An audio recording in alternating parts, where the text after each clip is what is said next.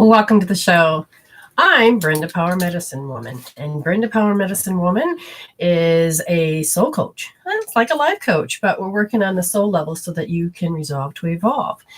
What does that mean? Is that how your personality creates your personal reality. If you don't like what you see, if you don't like the bombarded or frustrated or angry or any negative emotion, and every day it seems to be the same story, you don't have to suffer because suffering is an option. And like I've said before, you anchor your life in giving hope. And giving hope used to be my business name. What that meant was that no matter what, there is hope. And it's that little light, that shines no matter how dark it is. Follow that and you end up finding your way out. I believe that you need to wake up. And part of waking up is noticing that I have an option. You mean I don't have to suffer? That is correct. You don't have to suffer. Even if I have lifelong issues, physical, mental, emotional, spiritual. Why? Let's see. Every day I live it, breathe it, walk it, talk it, and dream it, and be it every day. What's the it? It is being alive, love, spiritual, happy, joy, making a choice. And I have made that choice. So, before I talk any further, thank you and welcome for all of you to be here. It is good to see your lovely faces. And I've been told that just by listening to what I say sometimes will give you just enough of a epiphany or a thought or hope to, you mean I don't have to live in hell? No, because heaven and hell are states of mind, and the more your beliefs show you what your life is like, you have a choice to change it. Okay, you don't have to be the outcome or the circumstance. You can find the power within you to change that. And it is so good to see you. Same rules before. If you want a 1-minute free read, send me your email. Start now if you want. And what happens is that after Spirit gets done talking, and we start doing the paid readings. And if there's none, then we do a 1-minute free read. And it's always good to be able to read the question, because before it was just real quick, real small. And for some reason, my eyesight seems to not want to see it. I know Spirit has a lot to do with what I can and cannot see when I'm doing certain things or comprehending. Now, this is the trick about spirituality, or I should say, listening to Spirit. Left brain is about numbers and right is about color. And when you are having words and language and pictures, so when I'm in Spirit energy, that frequency, and I'm tuned in listening, which means it doesn't have to fry my nerves. I'm in tuned with it. Okay, it's turned on.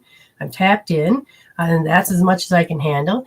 And what happens is, because I'm more right brain than left, I can't remember how to add sometimes, or numbers don't make any sense. Words. Now, if I'm in Spirit, words go, oh, piece of cake. You can hear me talk hours about words and things like this, because Spirit just. But when I'm translating or I'm trying to read and be more human, one of the things that happens is that I look at names and I'm like, I think I know that. When it comes to want to produce words out of my mouth. So I find it very interesting and fascinating how it is very, I haven't quite got it down to just let Spirit flow through with words and writing and all this. Now, you always know what to do here. You want to see people succeed. I hope that's on the path with you and me. We aren't just here to take and help ourselves, and it's always good to help ourselves. Let's put it this way. But at the same time, it's always good to be able to know that we're climbing that mountain together, that if you need help, I can lift you up. And if I need help, you're going to lift me up. So let's lift other people up and let's get this party started. What do I mean? Consciousness. You've looked out the world today and you're like, oh my God. And what you're seeing are paradigms that we are learning to shift from. We're learning that, we're now don't have to be self-centered people. We can center ourselves. And that's not wrong. It's not evil. We're not going to go to hell for it, like we've been told in the past. We are more into balancing our right and left part of our brain. We are more into opening our heart and our minds with Spirit instead of just cutting off Spirit and going through man to get to Spirit. That feels more alone. And you're not going to hell. I'm sorry. You're already in hell because you are. It's the way that you were conditioned, trained your brain. and not knowing that you're a program. So let's wake up. Let's wake up. I listen to the catalog of life and where I'm at and what I need to learn. And Spirit teaches me that it's our job to wake up, because we're going to shift consciousness. And how are we going to do that? We're going to do it together. Whatever energy, whatever tribe I'm supposed to be doing, then that's what I'm supposed to be doing. So my energy goes out, calls you in, then you have a job. And as you begin to wake up, you think, oh, I can't make a difference. Yes, you can. You can make a difference. You just don't know it. I know a lot of you have posted in groups and taken this video and says, hey, you hear this woman. And guess what? It's not about me. It's about Spirit's message. It's about the purpose of waking up this planet so that we don't have to get caught up in keeping that paradigm or being in the climate change of hell.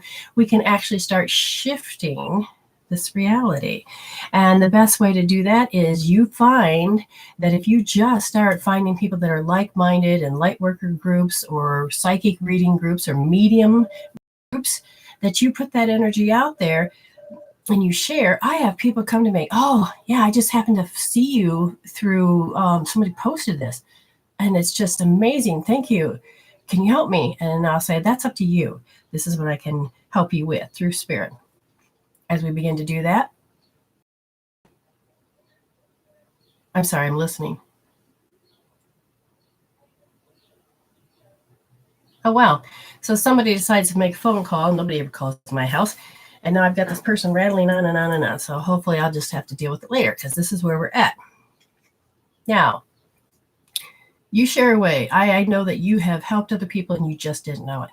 Every time you turn your life around and it's shit to good, and somebody looks, they're like, I want some of that. Now, some people are just nasty and they say they don't, but secretly they do. And then there are ones that are looking that you don't even know have been watching you, and you are their hope.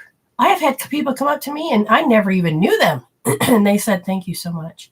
And I'm like, for what? This is way before I got into where I am now. And without realizing it, you are helping other people, right? Well, you're also helping other aspects, versions of yourself. All these people are not just people. They are reflections of who you are. As you begin to heal your inner world, you get to see the outer world. And right now, shit's coming to the surface. Look at the news for once. Look at how that is. But you don't have to be in your ego mind or stay in your protective mind. You can go out into the world through being a spirit and not have to feel like you are vulnerably have to get hurt. You can be in your vulnerability and your courage and your authenticity and be fully protected with spirit without thinking that I have to give up spirit in order to be an ego to be protected. That's what you're doing. I want you to hear what I just said. Just take a second. So, best things to do is we are going to doing these groups, I think, at 10 a.m. twice a week. I may do other classes and little things or little videos on the side, and that'll be important. And we will start beginning doing classes. I'm revamping the website. Spirit wants to help us, to help ourselves, to help other people, so that every time you heal your family line. Every time you heal group consciousness, and you are doing such an amazing job. Why? Because I asked Spirit, am I in my path? And then all of a sudden Spirit will show me the, not bad, but the good that overcomes the bad. Oh, and the time is coming faster. It's just coming faster. And it's like, woo. And I look, and I don't deliberately look at your pages or anything. Spirit says, okay, look at this. And all of a sudden I'll be on my news feed. Betty Porter's, my goodness, she's, I feel her energy has shifted and come a long ways. And it's like, wow, that is good. I have seen Amy Schmalls. I have seen, I can't see faces right now or names right now, but I know that I've seen a lot of people's names have changed. And again, it is, what is it you're focusing on? What is it was your old conditioning? Okay, it's hi, Drea. And it's all of these different ways of living. You got to decide. Okay, and I have decided that if you share in the groups, I'm going to honor that by saying thank you, or maybe get the cards, because the Spirit says supposed to change a lot of routine, and I'm not sure exactly what, except for Spirit likes the idea that because when you share something that's my personal thing that I wrote or a video, then I am to share and to show you that I appreciate you, give you a thank you or a card or something. I don't know. Depends on what mood they're in. Let's put it that way. So, like Danny Dowdy, oh my God, the thing that she wrote in chat. And it was her therapist is, oh, I'm done with you. You're doing really good. And all she did was make a choice. She made a choice to just watch and to think and to apply. I'm not sure exactly what she did, but it made such a difference in her world that her therapist said, oh, you've changed. That's good. You don't need to see me anymore. You get to you are making such amazing choices. You just didn't know you had it in you because we were told that it's always just have to be hell, and it doesn't. And I'm here to change that. I mean, people say, oh, you can't read yourself. I'll watch videos, like I said, not to compare, not to, but I don't like the bottom half of my dress. It just seems funky color. It bugs me. Okay, sorry, had to get that out of my way. That's just me. Okay. But I look at the catalogs of life and I'm thinking, eventually I'll get the numbers up because that's possible. See, I've never thought that was possible. Then all of a sudden it's like, okay, I can see. And then I listen and I'm thinking, well, I've shown how I've grown because I used to believe this way. But Spirit has really taught me the beginning, the middle, the end, and all the little things in between. Can you read yourself? Do you have to go out and get a reader? Now, sometimes, yes. And sometimes no. You have one of the things that I want to teach and learn in groups is about reading yourself. One of the things is you have to know that you're an emotional being. And when your emotions are kicking in, which is the only way that you have all these emotions is because it's a past program. You can have feelings and emotional feelings in the present that can be of surprise, that can be of synchronicities, and that is enjoyment and love and receiving and in alignment. Okay, when you are doing anything that's usually negative, it's because it's a program of the past. When those emotions kick off, guess what happens? So does your thoughts. You have to think what you feel. If you don't realize that you're feeling, there are a lot of times I'll be doing something and I'm not feeling any emotions. But listen to those 41 thoughts per minute. Good God, good Molly. I'll be like, and they're not always what they seem. So my husband was having a hard time getting up this morning. He's like, oh my gosh, and I looked at the clock and I was like, oh, I'm running, well, not behind, but I went in and asked a question. He goes, where's my coffee? Now he can get it himself, but I like to help get him going when he doesn't feel well, and he's been recovering. And I went and turned, and I did not know that it had hit a trigger. I had no clue. Now, if you were watching me, you'd say, oh, yeah, you took offense. But I went out, got his coffee, and brought it back. But I hadn't realized that the thought process was going off. And then after everything's done, I made us breakfast because we changed our lifestyle and are eating healthier. I sat down, and all of a sudden I wanted to apologize. And I'm thinking, wait, what? What am I apologizing for? And I confronted oh, yeah, I did. There's a program that took offense. It was not me. It's the program. It's an auto response. And I had to ask. I wanted to say sorry because I have to. No, I want to say sorry because it's demanded of me. No, I want to say sorry because I was hurt. And it was, just an auto response that he was displeased. And again, it goes back to certain words. And I'm like, displeased? Is that even true? No. I went back to being a little girl when my father was displeased. And I had an auto response and a condition, and it overlaid on my husband. And I'm looking and I'm thinking, and then I told him the story. He goes, oh, I wasn't displeased with you. You're awesome. And I'm like, well, I'm not looking for compliments, but I didn't even have to believe my own freaking story. That is what I've learned. And I looked at him and I said, I think it's time to heal that out. And he says, yeah, because I think you're awesome. And I said, oh, he's a sweetie.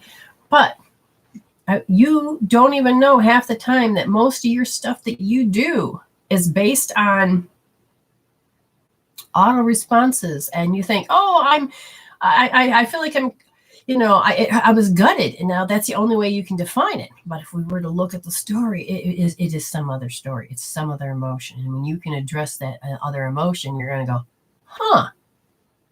And you can start hearing the epiphanies kick. And you can start going, oh, I don't really need to have to believe this way, do you? You just learn how to change yourself. Now, Natasha, Spirit told me to look at it. It says, my clear cord's broken in half, wondering, do I still keep it? Now, several different things. Usually, it'll either take an impact of negativity, and it has to crack. Then you can just take and you can cleanse it and clear it. And you can say, okay, do you want to be with me? Or do you want to be split up? Do you want me to find you a new home? Do you want to just be on the shelf? And sometimes you will feel like it belongs to somebody else. And then you just wait until you find that person, and then you give it to them. One of my good friends, she had one beautiful piece. She's like, oh, I love it. And then all of a sudden it broke. She goes, oh, no. And then she goes, who are you meant for? It was meant for her daughter. Oh, that made it all right. It had a purpose. But, cleanse it, clear it. I mean, I've had some stones that have taken a hit from other people's negativity. They just threw off a bomb. It may not even been in my general direction, but the negativity was coming my way. My aura was down, and I was absorbing, and I didn't even know it. Well, my crystal just cracked, and it's like, and then when I observed what was going on in the room, oh, thank you, crystal, because it didn't want to pick up that vibe. It says, no, it's not supposed to come this way. So you get to decide what you want to do with it. Yeah, and you can learn that you don't have to live this way. And that is what I love to teach people. I used to have a group twice a week, Empowerment Through Enlightenment, and I would empower you to look at your life differently. There was always a message, just like the way the show is. And you can change it. If the other half is missing, Natasha, sometimes it goes into another dimensional space, and it may pop in later. It may be needed for you in another string, another parallel universe. You don't know. That's the unique part of quantum physics and different things like that.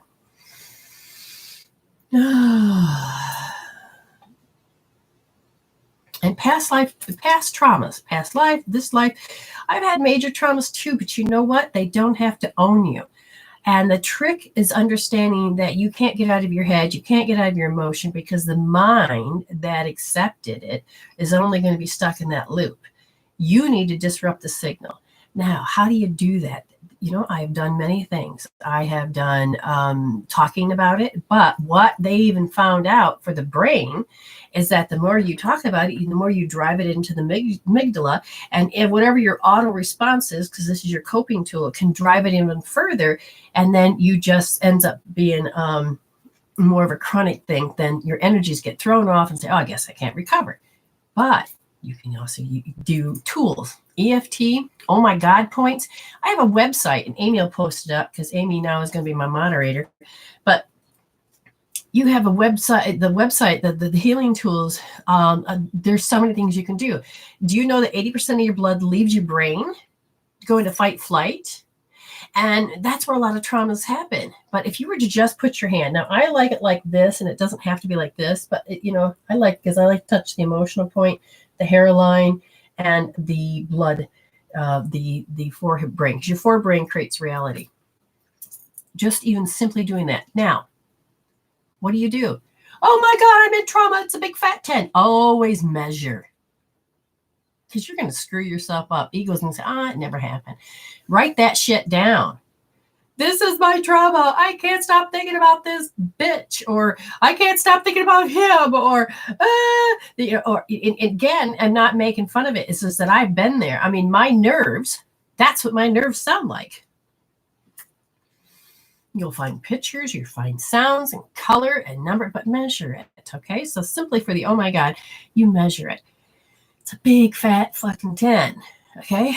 And then you're like, oh my God, I can't do it. And notice how your hand wants to come off because you want to keep it, because sometimes people just love feeling that way because you become addicted to it. You don't realize it, but when you start to become aware, oh, I kind of like that response. Okay, but you still can heal it. Keep your hand there and just think it through, and then what will happen is that the blood will rush back up as your frontal lobe is creating reality. Your amygdala will get different signals that it doesn't have to be stressed, and then all of a sudden the emotion that's going like this and your nerves that are going like this will start to calm down. Now when that happens, those massive thoughts will start to calm right down and your thinking becomes clear. And even what you thought you were thinking about, actually a couple words will change and it will be, oh, and then you got to get it down to zero. You can start to help train your body. EFT, disrupting, okay? If you're tapping, what are you doing? You're tapping your points, meridian points. They are acupuncture points. When you're tapping, you're disrupting the signal. Have you ever tried to tune in a radio or a TV and you're like, gosh, now back in the old days, it was terrible. But those are disruptions, and you can deliberately take something that's solely finely tuned and tap it into disruption.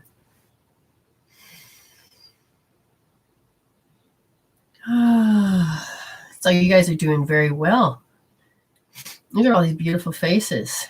Yes, I'm back. It feels good. A lot of things, and it's just, you know, when you learn to follow spirit, you will like, oh, this is my schedule and it can't change. Spirit says, really? But you have to change because you're over here. But you can't get over here if you're going to keep trying to pull back here. And you're supposed to be over here because you're meant to grow. And so for me, okay, I had a different schedule. And then I come back, Spirit says, oh, you're not getting on yet. Okay. You're not doing a night show. Okay. And I didn't cry and whine about it like I would normally do. But they're just suggestions. And I thought, okay. And the next thing you know, my husband's working 9 to 5. Our sleep pattern is now completely different.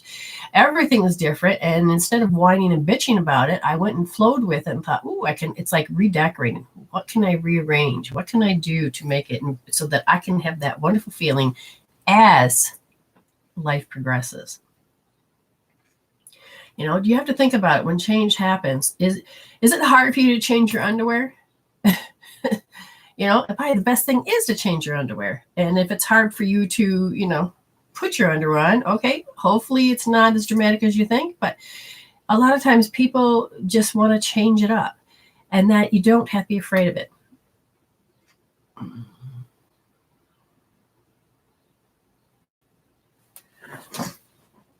Athena Love says, trying to understand if it can be cleared, then we won't need healing from trauma because it's gone. Here's the thing. The trauma experience happened. It is marked because we took our eyes off love and we're like, and marked in our nervous system. It's marked in our brain with pictures. We are sensory beings. We mark that thing. Not once, but look at all of our sensory systems and double that, because we have two sides of ourselves. And then you have inner and outer, and you got to double that one more time. And then you have the epigenetics. Don't want to mess you up there, but whatever your parents couldn't solve in their life come together in a sperm and an egg, and boom, you were born, and then you chose that you wanted to heal this. Don't be blaming them. You chose your parents. It's the shit you needed to work on. But to answer your question, for instance, I do hope therapy. I do point source healing. This is the stuff I don't offer on thing because it takes listening tuition, listening to the programs, listening to how they speak. I offer repulse therapy, okay, and that's repulse and compatibility, but these are required more for people that like me to guide you. But at the same time, your memory that was so active and the emotions and everything and then the thoughts were controlling you, it'll own you. But when you begin to tell your nervous system it's okay, calm down, let's breathe, and bring an energy medicine. Oh my God, you trace, you balance, you can calm those nerves. You can change the frequency. You can push energies that are not yours out. It becomes a memory. It doesn't mean that it never existed. It's a memory. It goes in the memory bank. The wisdom, because you're healing, you can begin to get wisdom. And that wisdom goes in that special place where all wisdoms go. And then all of a sudden, you're going to be filtering through the wisdom when you go out into that world. I have been raped, but that trauma doesn't own me. I'm not suppressing it. I'm not forgetting it. I'm not trying to cope, handle, and deal. My body addressed it and shook it out. And then it just said, that was part of her history. What wisdom did we take from that? Okay, we got our power back, because when you have trauma, you have 100%, like $100. And if it costs you $100 to keep that, to have that experience of that trauma, and that you have to live your life, you're always going to be in a deficit. But if you can take the emotions and dissolve them out, resolve it out, create the closure you need, it's not taking away the trauma. You're like, this trauma don't own me anymore. And then 100% comes back to you. You can use that in your next adventure. And hopefully a good one. But it always costs to keep that trauma alive. So every day you have to pay $100 to keep that alive. Every day you have to give $100 to keep it alive. Every day. You get what I'm saying? That's every day. And then you got to figure out how to come up with extra energy and cash and money. Money is energy to live the rest of your days. So your body and everything's focused on here. It's not going to focus on healing. When that happens, then your inner world creates your outer world. And when trauma and that stuff happens, then you're telling the world that this is what it is. Here's my story. Yeah, I can't let that go. And the universe responds to you. So if you're putting in your order, oh my God, I would like a new job. Thank you. And then you're like, oh my God, here's my story. You've just canceled out the thing that you wanted because you just put in the old order or the new order that I still needed to receive hell. So then the universe has to match your thinking and your feeling and your being and your believing, because how trauma happens is that you have to accept that it happened, and then you believe that it happened, and then you have to give your willpower that it happened. And again, it's important. These things sculpt who you are. But when you can resolve by taking off that belief, oh my God, did that really happen? You're like, okay, you've already accepted it, because it's not accepting. You accepted it because you can't let go of it. It is learning to accept differently and go, yeah, it may have happened, but it doesn't have to own me. Now, you don't have to become a tough bitch. You can then use healing tools where it calms down that emotion or the trapped emotion, and you're releasing the emotion that happened to the experience. When you release that emotion to the happening experience, your body goes, I'm not stressed anymore. Now, you have to decide, no matter how long ago it was, the personality that came from it. And then you have to decide how you want to heal those personalities. And that's where the kaleidoscope of life comes in. And you begin to heal those different layers, because it becomes habit.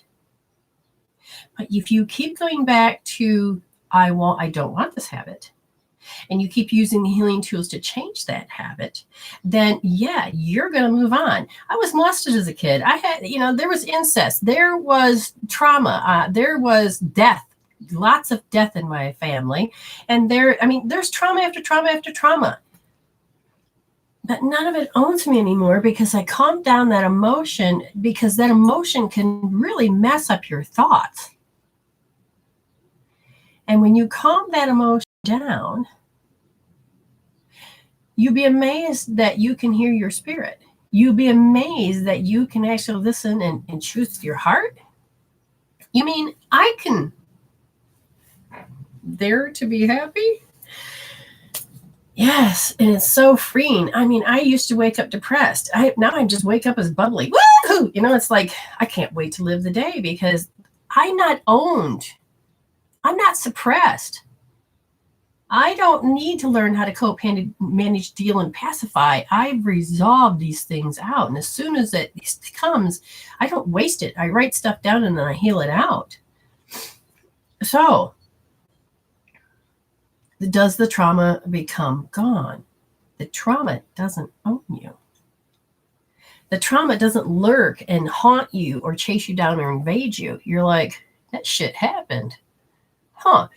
You know, if you're supposed to learn how to put up boundaries, learn that you don't have to be influenced.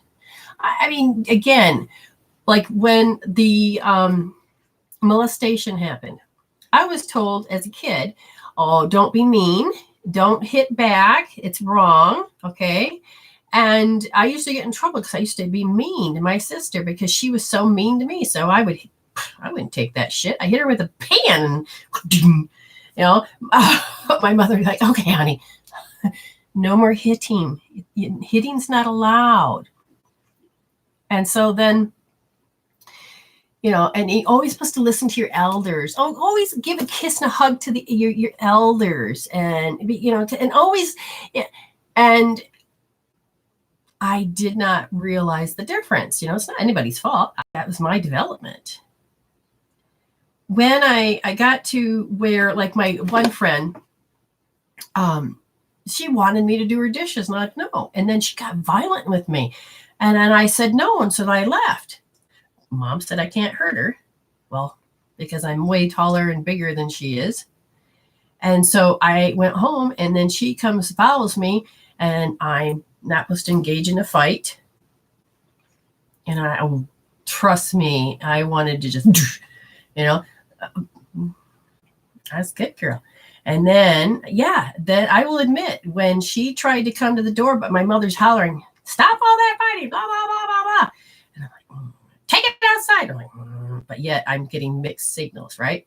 So when the door is locked on the screen, and when she tried to open that door, so I clicked and, you know, and I'm like, oh, I pretended, no, you did not do anything wrong.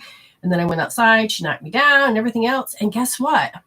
I let her, because I didn't know that I had the right to stand up for myself.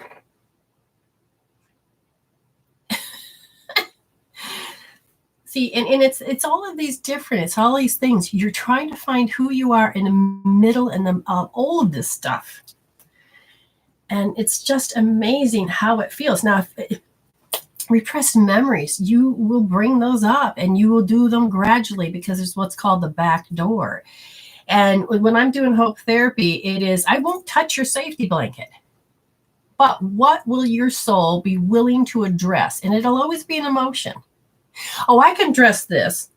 I can address this. And before you know it, we've addressed enough that you've removed your own safety blanket, and then the emotions are gone. Now, will you remember? You don't have to, because what you're remembering is the emotion and the energy struggle. And when you begin to heal the emotions and the energy struggle and the power struggle and all of this, then some people have had their memories returned. They're like, whatever. Or some of them go, oh my God, and they don't even have to know exactly what happened, but it was the emotions. And it was resolved. Okay, so acid reflux. Okay, first of all, if it is a part of the mothership, which means it's something that's chronic and long-term, or like I didn't even know I had scoliosis, but I do. And I could only sit for like 5 minutes at a time. I would be in constant excruciating pain. I couldn't lay down. I couldn't do anything. And the worst part is when I fell and broke my fingers, I had hit my head and I jammed it to the point where my muscles were pulling and made it even almost like 10 times worse, because it's like, oh my God, I can't think, feel, or breathe. And Spirit says, okay, you're going to learn how to do source point healing. That helped. I learned that yoga, stretching, just stretching. I went and saw a physical therapist here in Australia, and they use dry needling to take the balance the pH inside that muscle, and my muscles started to relax. All the tools in your toolbox, use them. Don't just think one doesn't work, then that's it. You know? But if you are strong in the head and say, oh, trauma don't own me, but your physical body's falling to pots, your body's consciousness knows you better than you know yourself. You've grown mentally and emotionally, but your physical body says you haven't released or created closure to this. And that's what it's asking. Okay, it's asking that.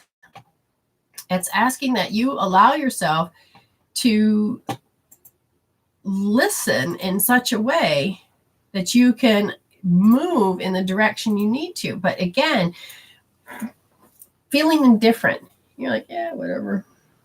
You think that's cool, but do you know that that is an actual emotion? Do you know that low self-esteem feels like depression? And did you know that you have symptoms, the symptoms of, oh God, I can't concentrate? That's a symptom. Your body talks to you in such an amazing way. And that's what my job is to read it. But you can read yourself if you start paying attention that anything less than love, you just lost power. That just cost me some energy. It isn't about being a victim and being the effect side of the equation and saying, you did it. Shit. Yeah, you want to sometimes say you did it. Yeah, they fucking touched your trigger. But did they install it? Some do. It's your job is to install that. It's your job to learn coping tools, right? I don't want you just learn coping tools. I want you to learn resolving tools so that you can say, here's my shit. Oh, somebody just had an epiphany. I like that. Here's my shit. And that shit doesn't own me. Like, again, when I felt like I had to say I was sorry, I'm like, this is running through my head. And I'm like, why in the hell? What age am I? I was 4 years old. You will always be anywhere time from conceptions up to the age of 7, you will always be those ages because that's when it's first and put in. And then after that is you've collected major experiences to back up, giving it proof and keep it in so that it's more of an auto response. Do you understand? There's a lot I'm giving you, but it sounds very repetitive.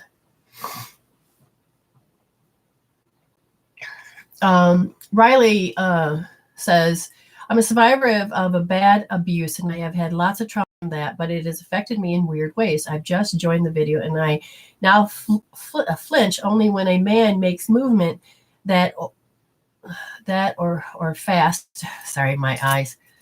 Hey, maybe I could do this. Doesn't help. When I'm asleep, I keep flashbacks to him trying to kill me. I used to have flashbacks while awake. It seems a lot easier to deal with during the sleep than before. So I think that me healing. Okay, guess what? You're not healing. You are and you're not. Time will heal. That just means that it's become so every day, so used to it that the body's consciousness then begins to store it.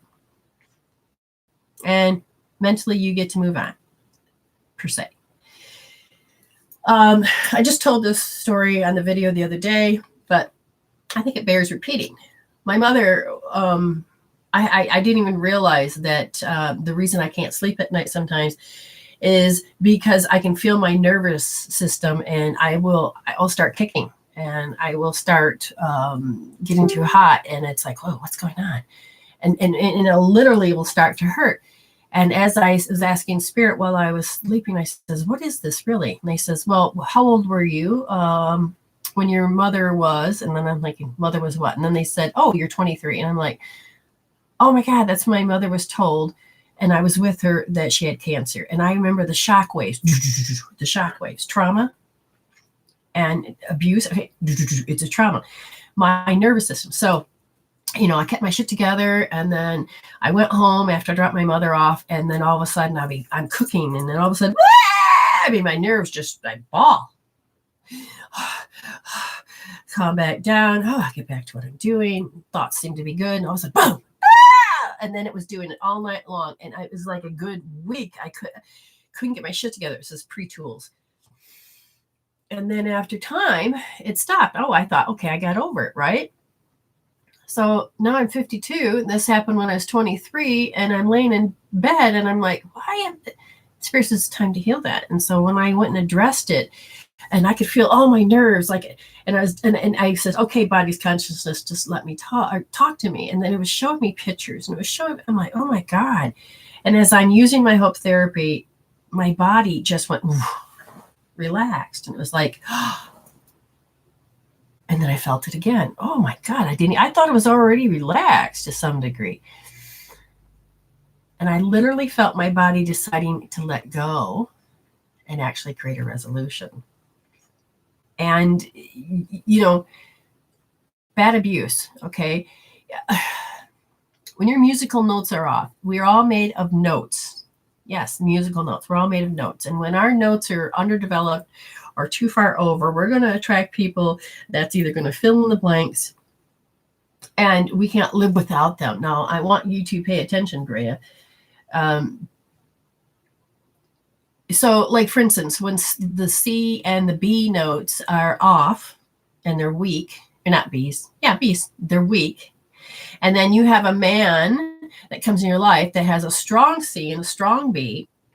And if you have more emotion and he has none, then you're going to have, this has been tested. So you're going to have, you two will be magnetic together, and you're like, oh my God, this is the best relationship. And then until you guys start abusing each other, or you just get abused and they don't. You don't have the physical, they do, and they don't have the emotion to calm it down, and you do. Then it becomes a nasty relationship. And Kay Thompson, the from Voice Bio, have been checking, and she checks voices. I used to have the machine. Now I don't need the machine. I can do it another way. But she found out that when the woman built up her C and her B, which is her physical, and she built up those notes, she didn't need him anymore. Her mind was, I don't need him anymore. He's the one that couldn't live without her. But he also couldn't stand having her near him, because he was like, she doesn't match anymore. It's a big difference. When your notes start to change, it makes a big difference.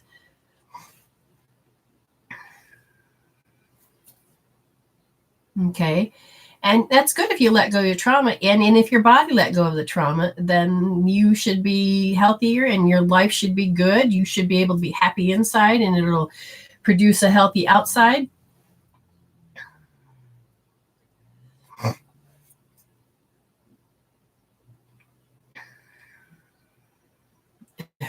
So it all depends.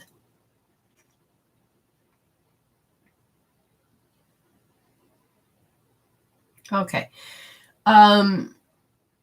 So can you do reading? Yes. You can read yourself. I will have to.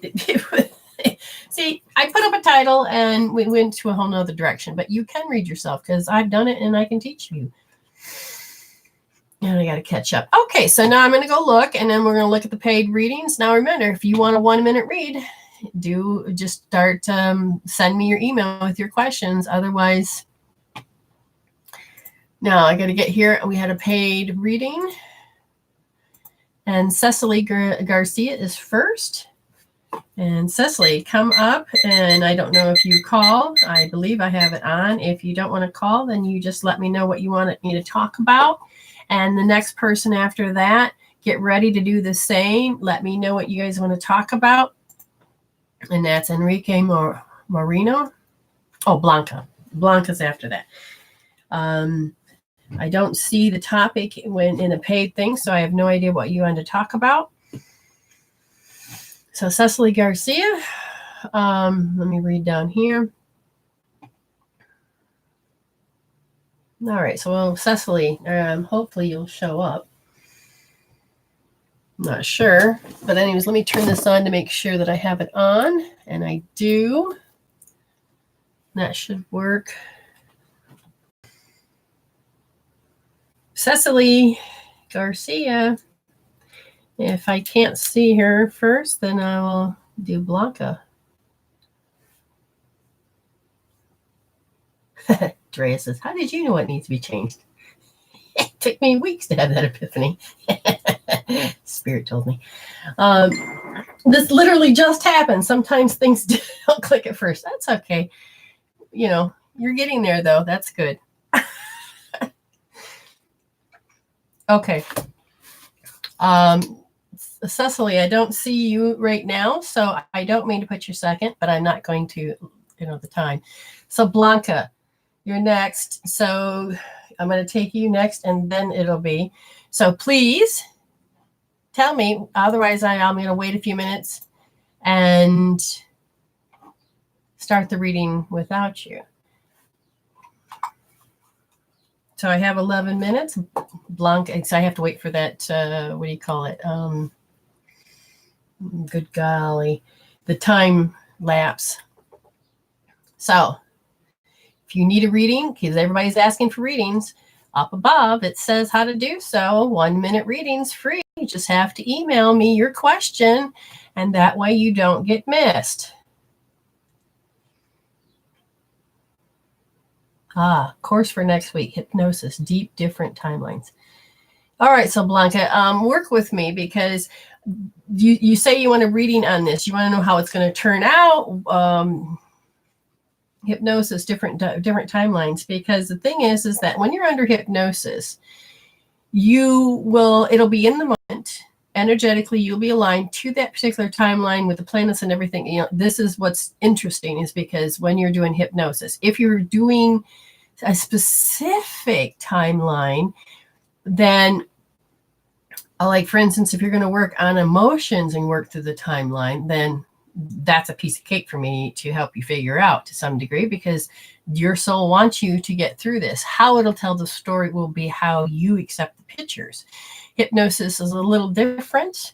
The deeper you go, you can actually recall and remember if you can get beyond your safety blanket. So the course. So you're taking the course. Again, not sure exactly what you're asking. So will the course be successful? Yes, you're going to learn a lot. This is future reads. You can choose to be happy or choose to be not. And if I say, is there any difficulties? Yeah, you don't believe in yourself. There's a part of you. So does anybody in your life disapprove of hypnosis or this type of what you're doing? If so, that's going to be like the voice in the back of your head that's going to make it so you disconnect from what you're doing, because you're trying to figure if you're doing the right thing or morally doing the right thing, even though you'll go in your head and you're like, yeah, I'm doing it good, but you're talking about programs that can change you. Okay. You're going to show some lack, because your soul is going to be bumping up against somebody that has the signature of like being a bully, but may not be bullying you, but you may have to hear it as bullying you, because you're meant to address your personal power of loss. And I'm like, 5 months old, you were shocked when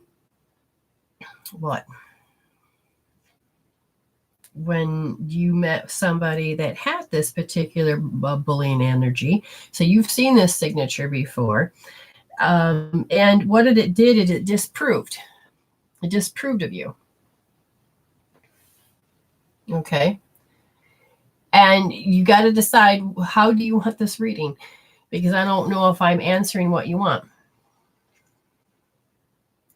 You're learning how to expand your energy, because when you're around certain people, you contract.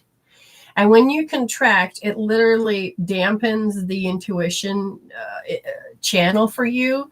And so when you are doing hypnosis and you are being the hypnotherapist, you need to also trust your intuition to be a really good hypnotherapist.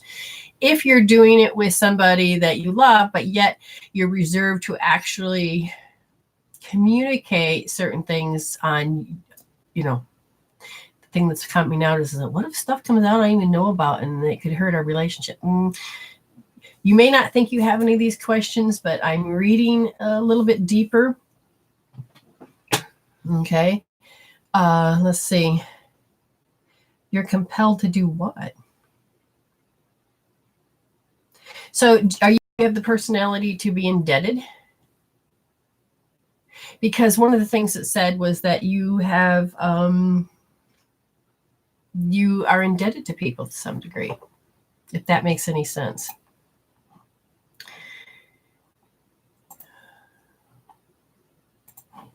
Where did it go?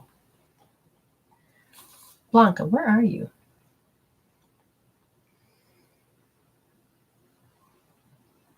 What blockages does she need to clear? Well, we already talked about the fact that there is an energy that you felt like you have to be indebted. You may not remember, don't just sit there and consciously think about it. I want you to understand the word and feel the word, because then you're like, oh shit, that's when I've done it. I can see myself doing it there. And as you begin to wake up, you won't even know that maybe you're doing this. You have to look at, do you know what bullying energy is? Because if you do, you need to address that, because that's part of. What does that mean? What do you mean? I said a lot of things. I don't know what that means because there's such a delay. There's a part of you that's afraid of rejection. So when people, when you start to expand yourself out, and if you get gestures, it's not usually words that people pick up on. And if you get a gesture that somebody is like disapproves, or you interpret it that way, or they're rejecting the way that you used your words or your posture, then you don't realize it, but your programmed response is to start bringing in your aura nice and tight. Why do we do that? Because that's protection. Does it work? No. Does it make us more exposed? Yes. But people don't know that, and we need to teach that. Okay, so again, if you understand, then when you go to clear blockages, depends on how oh my God, my nose. What is this? This is for her. My nose itches. Is it connecting with the sensory ability? Is that why my nose itches? Okay, Blanca. So they're saying, understand that when you are clearing blockages, your sensory system helps create the blockages. So in this case, you may be not aware that you have the ability to connect with people with smell. And it's not even about smell. Like, I can't smell, but I knew 10,000 miles away before I really met my husband that I have, that he was right for me. And you're like, still not thinking about it. You're not sure what I'm saying. A baby, when they're born, placed upon their mother, will start to use their smeller to smell for milk. And even though you don't think they can crawl, they can scooch enough to go get that milk, because it's about survival energy. People will smell and give themselves cues and things like this that help them talk to the other side. And smell is an amazing thing. So sometimes we shut it off because we don't want to simulate the environment. In this case, they're saying that you just have problems when you start to feel very awkward. And when you start to feel very awkward, it creates you to think that people are rejecting you. And your mind goes there first. Does that make sense? Okay. Tap it out, heal it out. I don't know what your energy, when you go into hypnotherapy, you may want to address, I know what awkwardness is, and I want to work on removing that. See what it's doing to my body and my voice right now? And I mean, it's just restricting inside of me. I can feel it big time. And so following awkwardness is make to feel like shit. Either you do it or you'll see somebody do it, but you actually have a pattern. So I'll say, well, what happens when you try to be successful? You go into awkward. Then where? Rejection. Then what? And you're not sure, but you may think that you hear more criticism than accolades or approval, and you get caught up on those particular words, then draws you back. You don't feel your self-esteem. Again, you can be strong in the head, but if your body's telling you something different. Now, the best way, if you're going to be learning something, is to repeat it. If the teacher is telling you something, write it down, repeat it in your head. Because if you can tell it to a partner of what you just learned, that's why you practice in school, is that then you got it. So that if you can go, oh, I got this, hold on, this is what she's saying, that means you're retaining it, you're learning it, and you can repeat it, and you can be more successful the next time. But there's a part of you that's so focused on the outside based on those emotions on the inside that it actually makes you feel like you can't get it sometimes. That would be a symptom. Okay.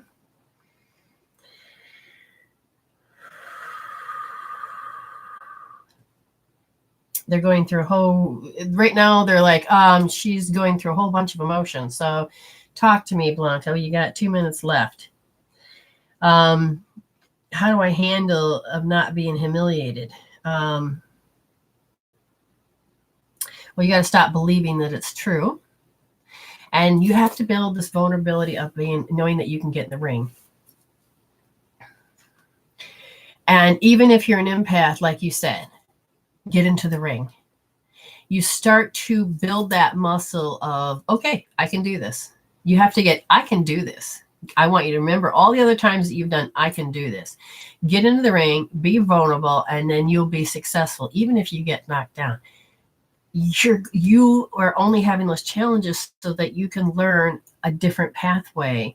You can heal those emotions that stop you, that create these negative chaoses. Your emotions create negative chaoses. But if you heal those, then you can move quicker and faster. But you got this. You really do.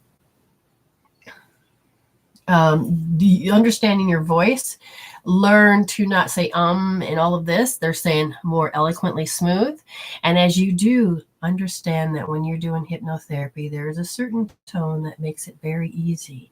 And then, allow yourself to find your flow. Watch different techniques of how people do it.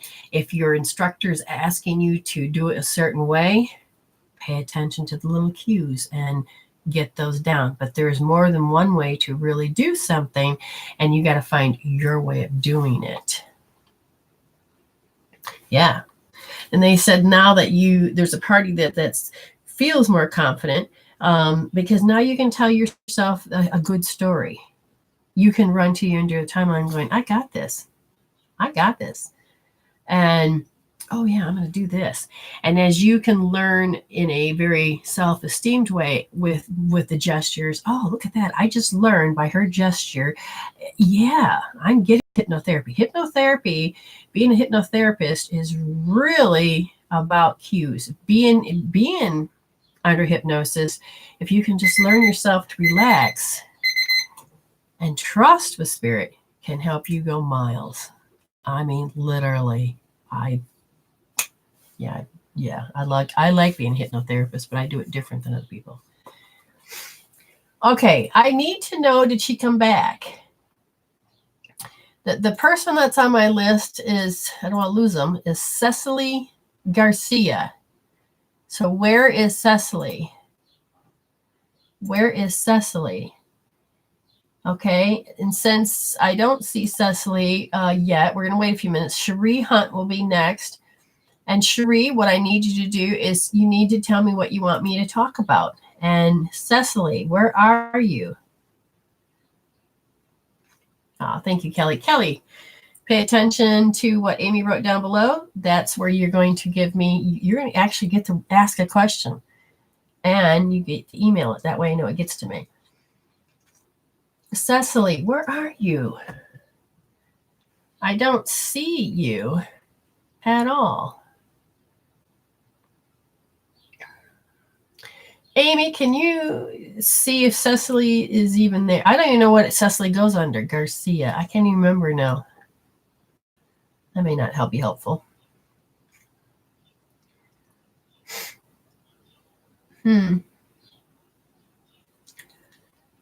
All right. Let's see. Well, you're going to have to accept that invitation to be the moderator. Yeah, see, it's not even Cecilia? No, wait, that's not right, is it?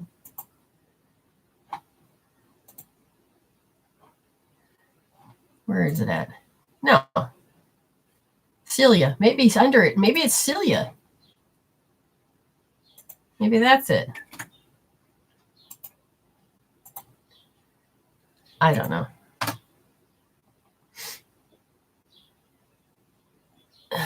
Nope. All right. So while we wait for that person, Cherie, what do you want to talk about, dear? Because I did receive it. Since Celia Garcia is not present yet, then I'm going to work with Cherie Hunt. What do you want to talk about? You get 6 minutes. Remember, people, these people paid so they get expedited to be first. And then after that becomes the free reads. You've emailed it. I will, and people that, even if you're not present and you've emailed me, I'm still going to give that reading. That way you get it. There. Okay, Cherie, what do you want to talk about? Because it couldn't just be general. Career change. Gotcha. So she wants to do a career change. Is this a good time for her? Okay, so you haven't really set your mind on your qualities. They said that if you were to really listen to your heart, to what your heart wanted, because we buy with our heart, we watch TV with our heart, we watch depressed TV, then that's what our heart needs, because that's what we're carrying, that emotion of depression. But in this case, it's a career.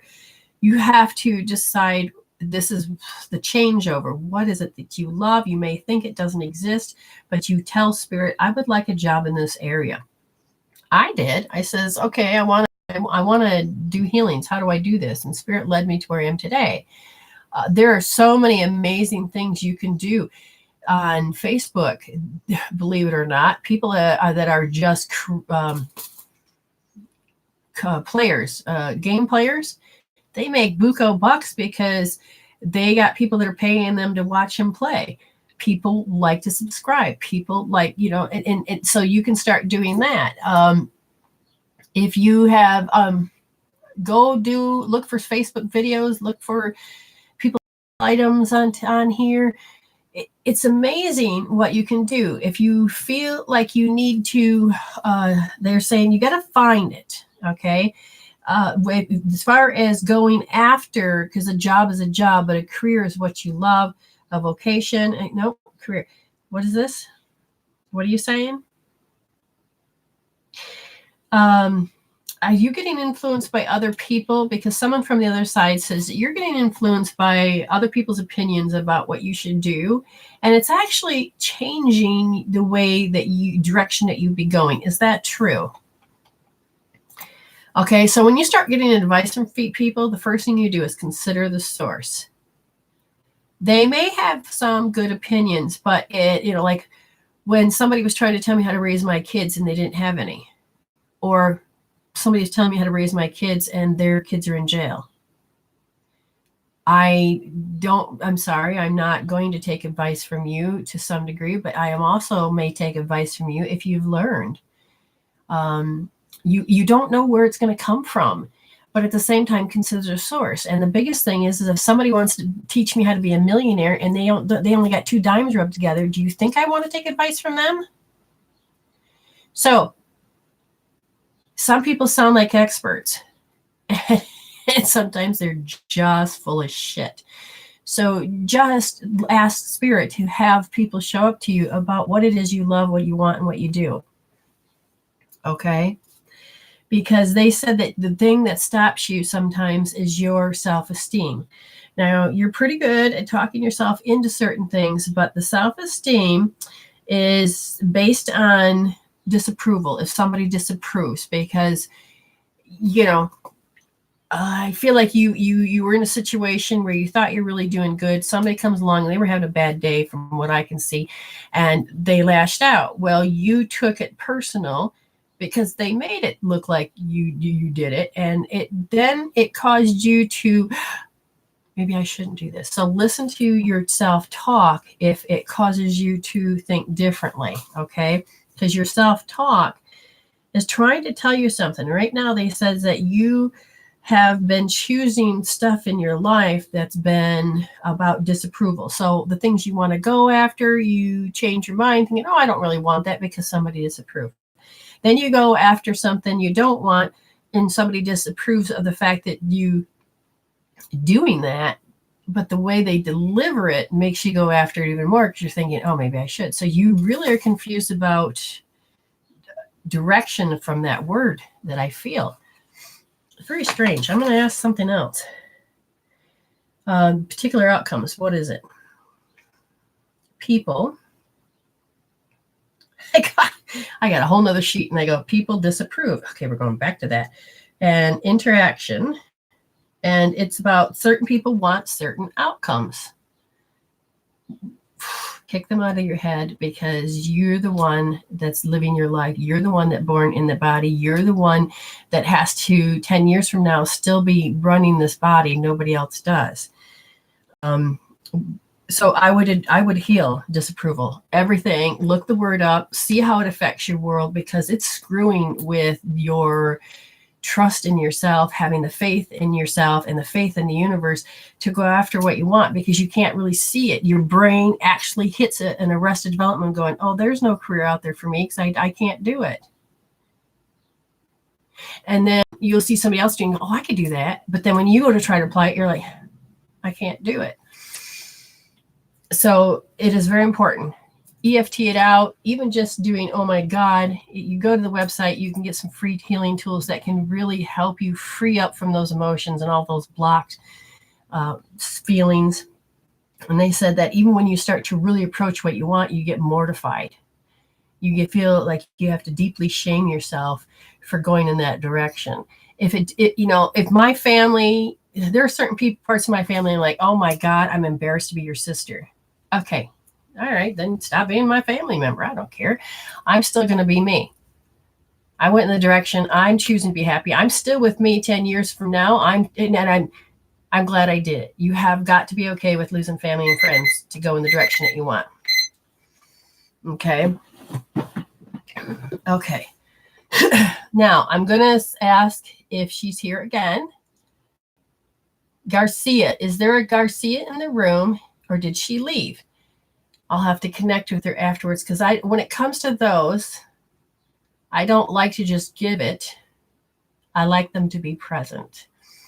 I'm going to look to see if anybody else is paid. We have, okay, there's that one. There's that one. Okay, so we're going to go now to the free reads. And if somebody else still wants to pay, you're more than welcome to. So the first person up on the docket, we have Amy Schmalls, Amy Patterson. There's a Bates. I can't see.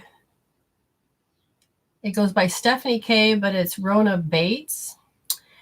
And then Josephine Rock.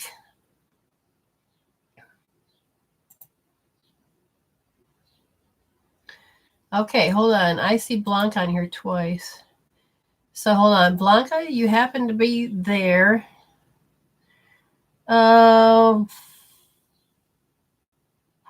You wrote me, and I don't know whether or not. Oh. Ha! Okay, so I'm learning that if somebody's paid, may have asked the question. I am so sorry about that, Blanca. We will fix this. I did not see that. I'm learning the steps. Please forgive me. Amy Schmalls. We are learning the steps. We're learning the steps. Okay. Amy, you have a lot of uncertainty about what your role is. I'm assuming that's with me. We're learning baby steps. There's no worries with that. But the environment that you're in, you're not sure because you feel like your old way. You should still be your old way because it feels like this is what I do. I'm happy. I'm helping. I do this, do that. But you're being redirected. There's a lot of things that you've been changing about yourself. And the biggest one is learning how to receive without feeling like you're going to be rejected. They said that the interaction with the environment, you got to remember, as you grow, you got to start finding like-minded people. But the family and the friends that you have, there's nothing wrong with them. It's just that you no longer in the same frequency and you're no longer vibing. So not understanding anything you're saying. And at the same time, you may start coming and finding hurt within yourself. These are old wounds. And they said that you have to address, I'll get to that in a minute. I'll just before, knock it over, Brenda. You're lurking at the dogma, same shit, different day, because you're not supposed to be that, because you're changing who you are. So you're going to have to change that up. Okay, the next person, Amy Patterson. Will we move into our new apartment before or on the 11th of October? Well, let's see if things are aligned. You heard what she asked. Is there alignment for that to happen? Yes. Is there anything that would stop this alignment? Ooh, sort of, not a lot. So you're more in your favor that it's going to happen, that you're going to move. But is there anything that's going to be a hiccup? Bitch slap? Indecisive. Who's going to be indecisive? Mom, you? So there's energy in the background that's indecisive about whether to have you move into it or not. What can you do about that? You can learn to have faith and have interaction to understand that if this new apartment is not open for you, remember, if that door is shut, it's not meant for you, because if you try to get in a door that you think is yours, you're going to get hurt. So better alignments coming. Right now, this feels like, yes, you are going to move. And you just have to put up with some people's personalities, to say the least. Okay, so like I said, it says Stephanie K here, or last name is Bates. Rihanna Bates. Okay, and then after that is Josephine Rock, and then Teresa Perkins. My job I have been at for 7 years, waitressing, has had a decrease in business. Will it improve soon, or should I seek something new? So first of all, that's a couple of questions. One, will it improve? Yes, it will improve. There are different things that happen, but they're going through some type of family thing that's going on, which then it makes the energy of the business lack. There's also something going on in the area of that space where that business is locating that's trying to transform itself into something. The question then it should be, should she seek elsewhere? To improve upon yourself, yes, you're asked to improve upon yourself. And if you were to, can you be brave enough to put and look at for other areas? Turn that on. I know I didn't. Okay, so the world consciousness is changing around you. That's what's happening as far as energy goes. She wants to know, should I seek a different job? No, it says the direction is not, where's my thing? The direction says it's in the upright position. See, it says choose a new direction. It says don't. Okay, hang in there, because there's something else you still have to learn from what I can feel. Because your opportunities haven't approached themselves, because they're there. You're just not used to seeing it. So while you're in this time, just say, okay, Spirit, show me the opportunities, and be open for the opportunities to come. Because when the opportunities start to show up, then your heart is going to be helpful in picking what you need to do, and you'll get your own answer. We'll move to Josephine Rock. What caused the pain in my right side that the doctors can't figure out? So this is money layers. Does it have a safety blanket? Is this part of the mothership? Yeah, it's part of the mothership. It's the interaction with the environment. Where are we going? It has to do with your emotion of it being inadequate. It's a feeling of inadequacy. This is a symptom. The pain is a symptom. The right side is that ability to be more male, more aggressive, more outgoing, more reaching. But if it can't, then this side's contracted. This one's out. The right side, the left side, I'm doing backwards. The left side's in, the right side is out. Really? She flops? She goes back and forth, right? Oh. But it affects just it's the yin and yang. So we're not talking about just aura, we're talking about yin and yang. So when you receive its negativity, and then you don't have the strength to push the energy out. I would start, there's a lot you can do. Turning on the timer for one would be good. So that means you get a little extra minute there. The thing is Josephine, is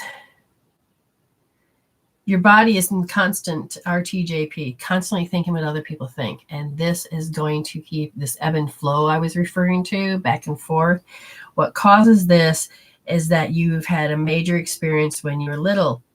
How old? 2 years? 2 years old. And it has to do with guilt. I would start to work on finding out what guilt is, how it looks, how it's addressed, how it's spoken, how it's received, and then tap it out. Address guilt first, and then address inadequacy. Begin to address those, and it'll get it out. Then I would take, for the pain that's in the right side, you're going to have to train your meridians to stop doing it. You're going to need to learn how to rub the spleen point, the source point, the lung source point, and the bladder source point.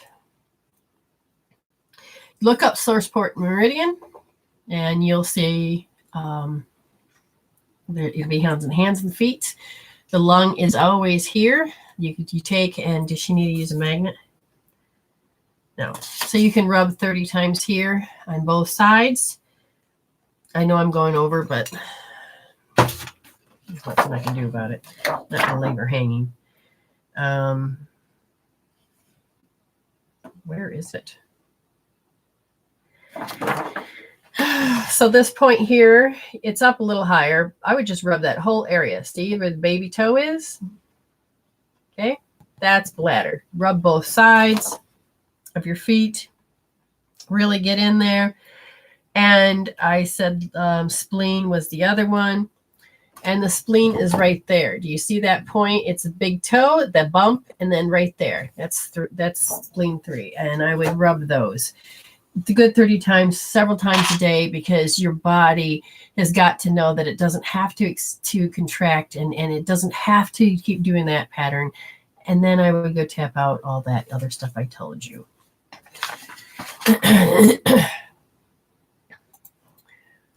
Let's see. Well, right here is the next one. Let me see. I think I just saw somebody pay. Is that another one? No. Well, that came in funny. I got the message afterwards. Huh. Sorry, I'm on my own little world, people. Okay.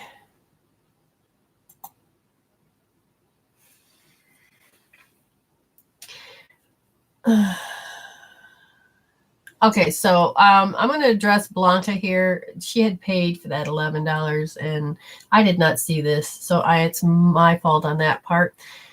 I remember the hurt at 12 years old, totally in my subconscious. Probably remember 20 years ago, I went to a TV show with a group of girls and did a breakdancing routine. We always practice at school. I did not ask permission. I don't know what was on my mind, but I was so happy. Came home too late, and Dad was very worried and waiting for me, and my brother did not know where I was, so my father hit me with a belt 15 times on the backs of my legs. Did a couple of times of the hope therapy. I feel good. Now I hope next week's course will be awesome. Can you check to see if anything's clear? Everything is clear for the course. Gotcha. She basically asked, we're going to look, and this is a very simple thing. When people ask, want to heal something. Okay, so hope therapy, if you did it on your own, I can't remember if I gave you any points or not, but we're going to look, that 12-year-old being hit. We put it on the sketch, he's down to a 1. It's down to a 1, which means You need, if you are really doing hope therapy, then you're going to hold the right wrist first, second. You're going to hold it in the second position. You're going to put your thumb in nice and deep, and you're going to feel how deprived you were and how you've had to deprive yourself since that. Okay?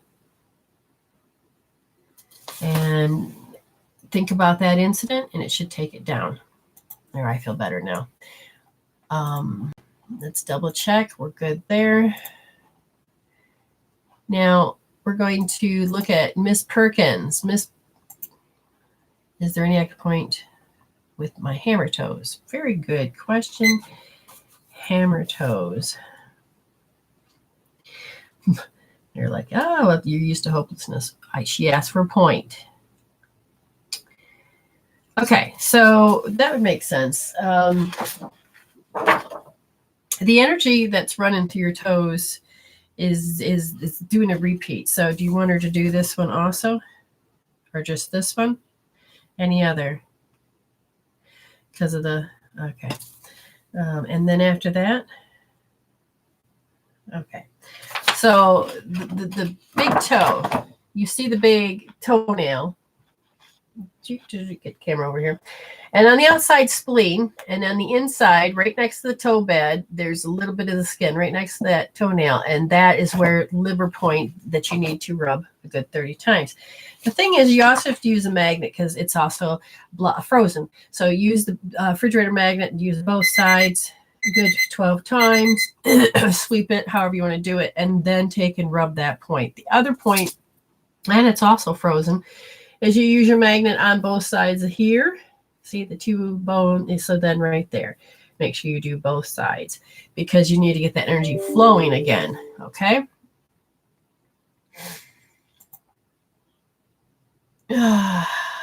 Ooh. Somebody says, my question is about a stalker, and we're talking about Delinda Haynes. Delinda Haynes. And after Delinda will be Melanie Knox, and then Brittany Lynch. Delinda Haynes. Oof. My body is like going, wow. Oh. Holy cow, this is Delinda. Whew. Okay. They're saying it won't stop, won't stop, won't stop, won't stop. Okay, I get that. What are we going to do? So it's over time, it won't stop. So it's a belief. We first look at the belief, and you're going to have to learn to protect yourself. So the first thing you need to do is do R2D. That is hope therapy. And if you can't do it, I'm just going to show you. His right wrist, first, second. Notice it's under the thumb. First, second. I'm not over here. I'm over here. And then you're going to put your finger right where that second finger was. You're going to push in deep, put your, like this.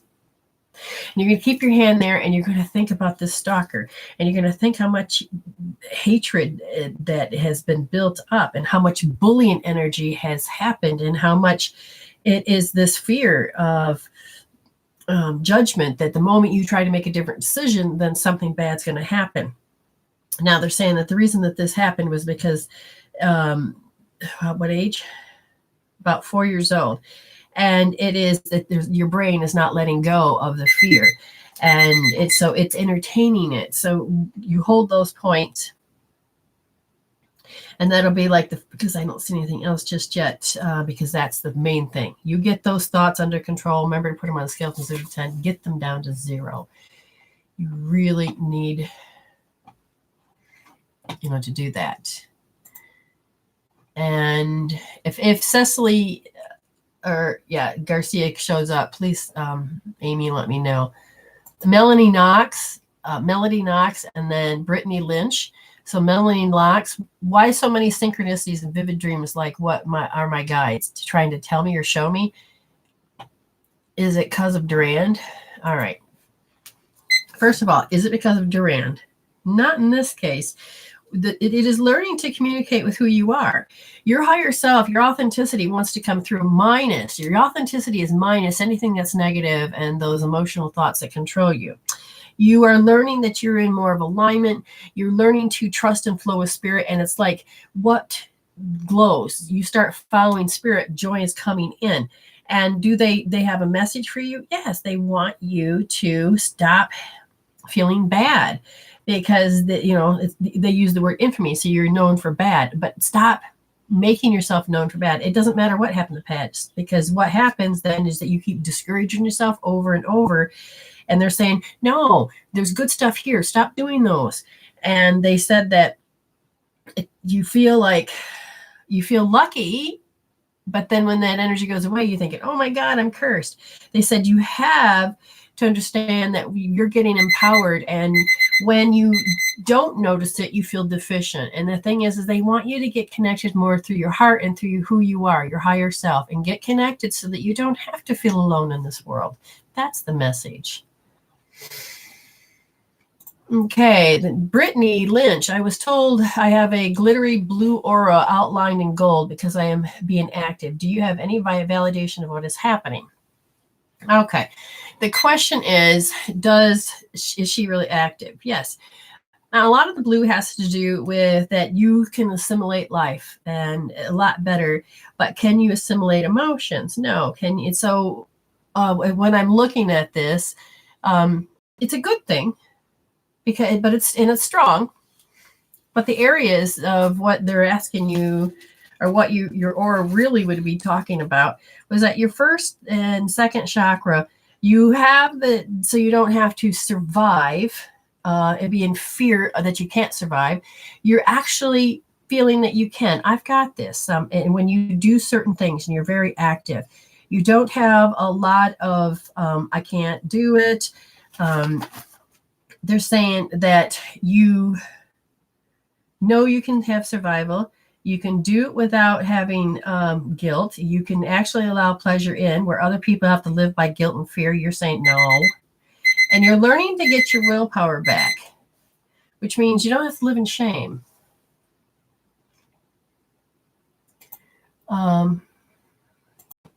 Patricia Henson, and then whoever is LDR is next. Okay. So Patricia Henson, what is the most effective way to heal out self-consciousness? Okay. First of all, it is to get the pitch. Oh, timer.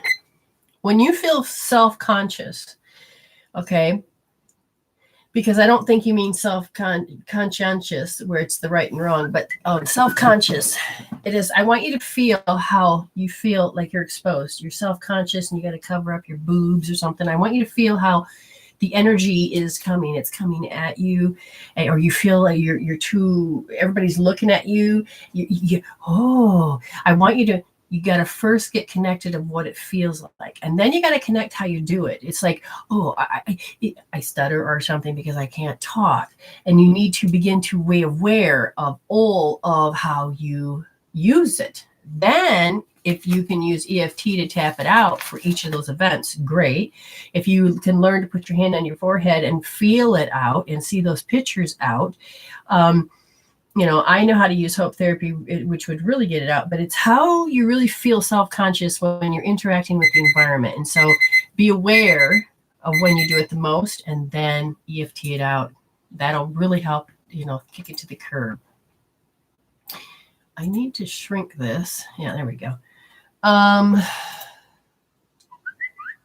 Just double checking.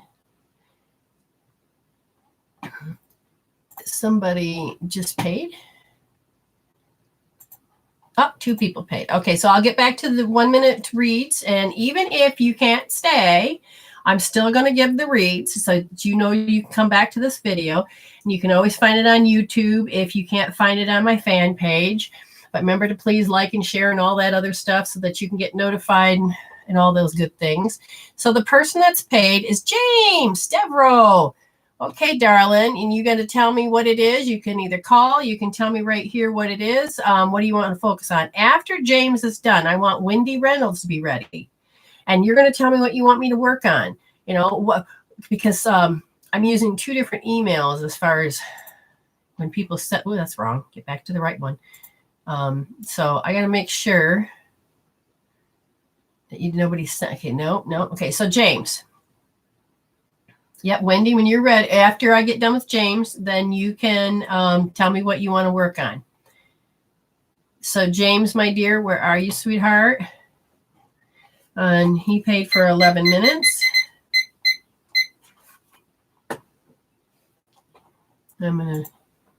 Where's James? Well, feeling lost. Okay, as all hell. Okay, where does Spirit want me to go with shit? Okay, first of all, you are tied to her to some degree because of the child. Now, the main reason why your heart, you keep being pulled into it is because you're missing what note? You're missing.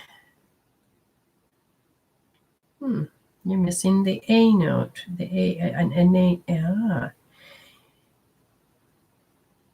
Okay, so here's an interesting part. You may feel lost, but I want you just to think about this real quick. Can you feel like a magnet? It's like it's pulling you. You know, you're here and she's here, and so it's like, and then you're not even looking. And before you know it, like when you're arguing, you're getting sucked into it. You're not quite aware that this is happening. Is this true? Okay. And if it's true, Gail, look at what Amy wrote.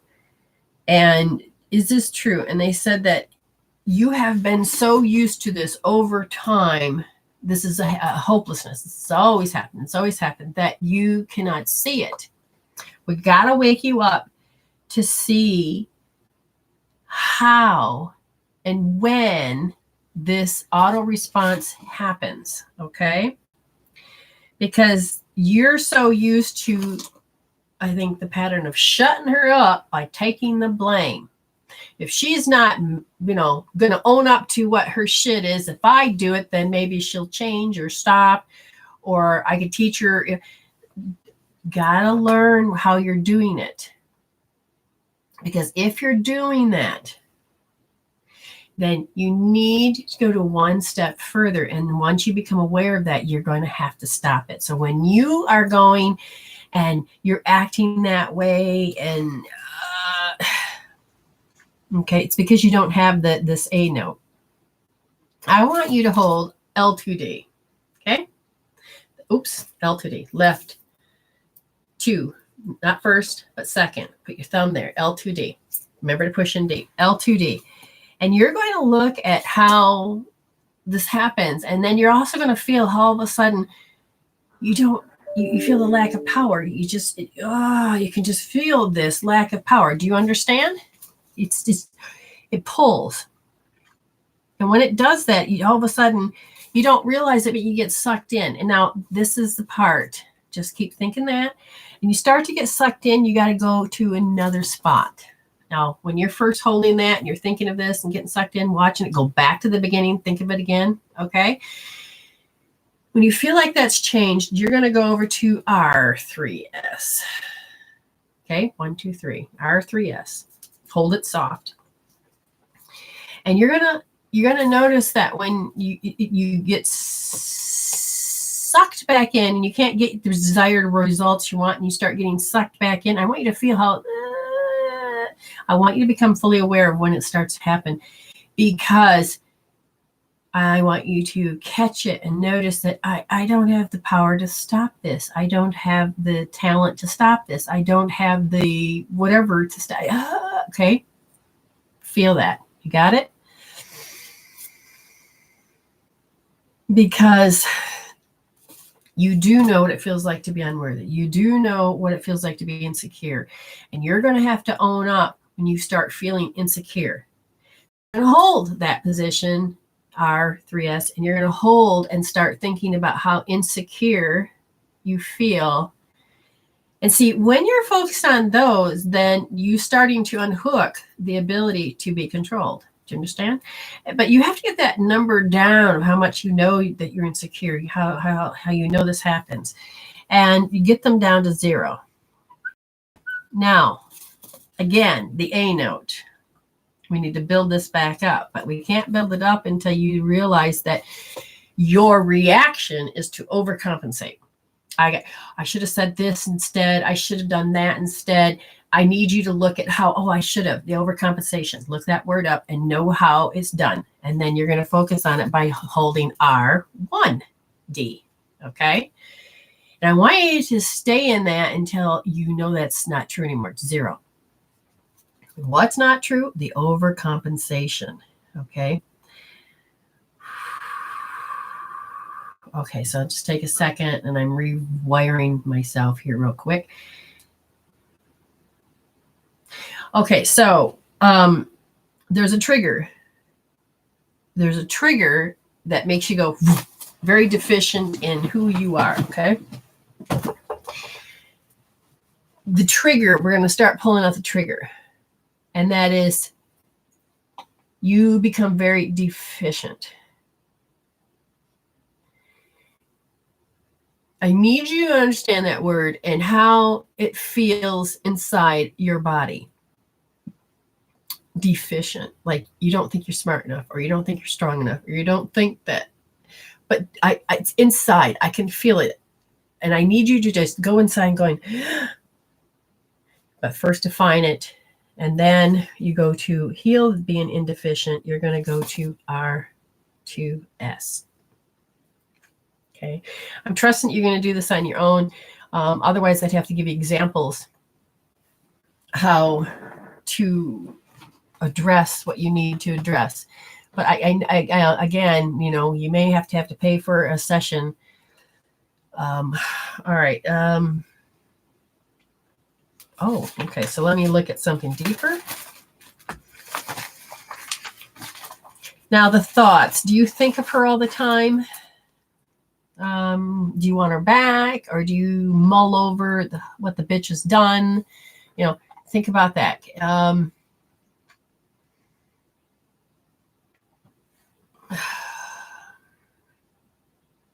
What provides? Who provides structuring? Who provides the structuring? And you feel like you've got to deliver this. It's not your job to give structuring to her. Let her shit. If she's supposed to lose the child, you do your job. You do your best to keep that child safe. And if the universe wants to pull her out of your life or in your daughter's life, you're going to have to be okay with how that's going to happen. They said that the environment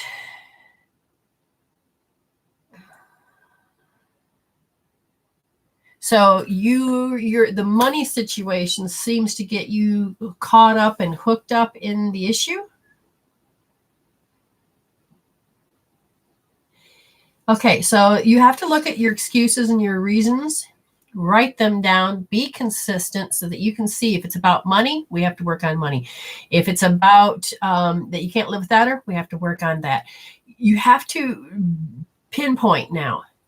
It's so important to pinpoint what it is that you're doing, because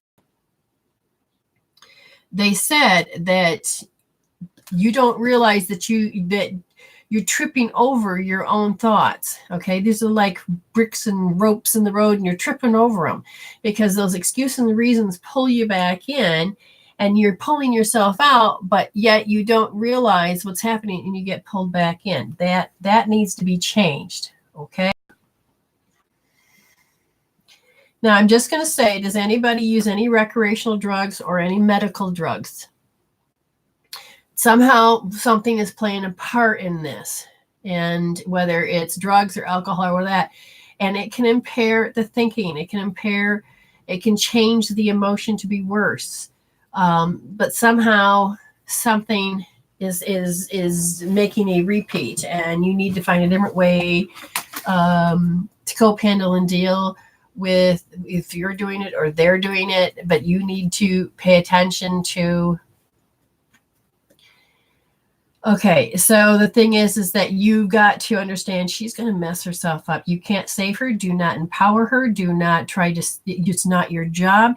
Watch a movie called The Beautiful Boy. You have to let them fall on their face, and they're the ones that's got to pick themselves back up. Okay. Okay. And yes, I know you're programmed to be nice. You're programmed to be helpful. You're programmed, but you got to stop and understand where you need to draw the line, because the idea for you to move forward has nothing to do with always staying and living in repeating hell. You want out, you're going to have to learn to do all these little things. And if you're programmed to do it, you're not supposed to program to do it with her. So you get very confused of what's right and what's wrong.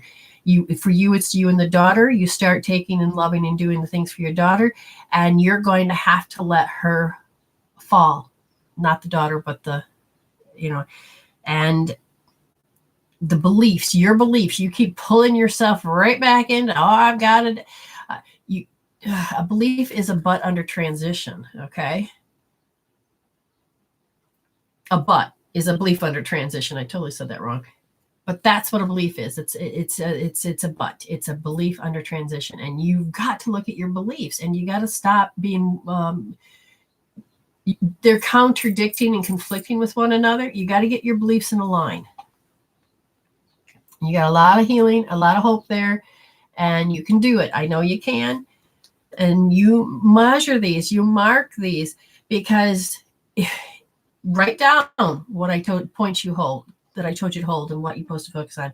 And then you can get back on and say, hey, check these. And then I will, and I'll tell you if you need to go back and work on them. That's another way we can do it. Okay. Now, next person is Wendy. Oops, come on. Not going to show. Hold on. Wendy. 11 minutes for Wendy. Then after Wendy will be, I think that's Blanca, Enrique, Blanca, and Drea.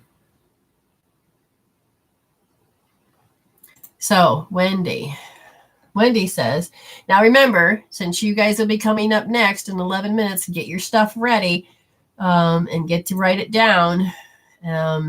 Enrique and Marino, write it down so that I can call upon you quickly. Wendy says, I'd like to work on blocks to moving or separating with my husband. We talked about this before. Okay. I am a starseed, and I'm stuck about moving and about being completely on my own because of finances. That's true. With my narcissist husband. Plus, I can't find exactly what I'm supposed to be doing as a starseed now. Anything else they have to say about the situation? Thank you. First of all, to get to do what you are meant to do as a starseed, as your purpose, you can't really focus on that until you do closure. Husband, all that, because that energy is required to be over here. And you can start to try to build this purpose and this passion, but it's not going to, because your energy is over here. Okay, so creating closure. Now, you said that you have money issues, and they said, no, that's just your program. You have told yourself, your brain, like everybody else's, predicts. You have examples. They didn't do it. They didn't do it. You need to ask the universe, what is my outcome? Not your brain, not through your ego, spirit. I know that I need to leave my husband because you said so. I know that I feel like I have problems with a financial situation. Please tell me, what do I need to see? What is it I need to see about how successful I'm going to be? Now, the universe will start probably doing synchronicities. It may have shows. You may not even be picking it up. But women that successfully made it through, successfully made it. Now, your brain, from what I can hear, says, oh, that's not going to happen to me. I did see my neighbor down the road, and she didn't turn out very good. You're going to keep going back to the prediction of hell. I want you to heal out, and that means tap or make a session with me. But you need to tap out that, oh, my God, I'm afraid. I know I'm going to, because it's not true, but you are borrowing their story and saying it's yours, and it's not true. The universe is saying it's a catalog. You can choose hell or you can choose goodness. You can empower yourself by deliberately watching women that made it successfully, listening to songs that make it successful, because then you're downloading more experiences. You're drawing to you more answers that are correct and healthy for you. And then you're going to be able to say, oh, I can do that. Oh, I never thought of that. And you right now, you're drowning yourself with not the goodness, but oh my God, that's true. It's happened to me. No, the movie in your mind tells you that it's already happened when it didn't. And maybe for them, but that's not your story. So you have to understand, I'm intentionally being mindful of what I'm feeding myself and how I'm reacting to it. That's the first thing that you need to look at. The second thing, does it do with money? No, interaction. Your interaction with the environment scares the bejeebies out of you because the world makes it sound like there's no place for the woman. Or, okay, first of all, that level of consciousness, if you're a starseed, you need to move your frequency higher. You need to tune into that frequency, because this isn't true anymore. This is what's leaving. And stop calling it back. You say, wait, I've got an answer for that. And you got to start maybe meditating, tuning it in, because you don't realize that you're picking up frequencies and morphing and duplicating and thinking they're yours. Okay. So you've got this. I know you've done something in your life. You're like, ooh, I've got this. It's like, it's cooking, a great turkey. Get out of the way. They're screwing it up. You're like pushing aside. You got this. I want you to tap into your got this, and I want you to apply it. And you got this. Oh yeah, that's your life. That's your life. Oh wait, next page, next catalog. Oh, look at this. I got this. I've done something like that before. And then you have to start to look at how you don't have any self-esteem. You have had that knocked out of you so bad. If you're going to be on your own, EFT it out. I have no self-esteem. I have to always give him my happy. I don't know whatever happens. Why do I believe him? Even though everything I just said, you can say even though and write all those down. Listen to the way you speak. They said the big thing is that you feel like you're under pressure to be what he wants. And then you're under pressure to be what you think you should be. Even though I am under pressure to be what he wants, because I'm so afraid to be something else, even though I'm afraid that even though, begin to tap it out, because you've got too many thoughts that are conflicting. We need to get that abuse out, and we need to get you to have your confidence back. Do you have confidence in your name? Do you have confidence that you like the taste of your favorite drink? Or you have confidence in your favorite cup? How do you have confidence in your favorite cup? I wouldn't want this broken. I like it. I chose with my heart. I have confidence that I can do this job. How? Because I trust spirit. Oh, wow. I'm blind as a bat. Better put these babies back on. I had no confidence there. But guess what? I don't have to believe that. I have confidence that I know that I can read. I have confidence that I can do this. I know that I can solve this and see without having to put those back on. Yeah, see?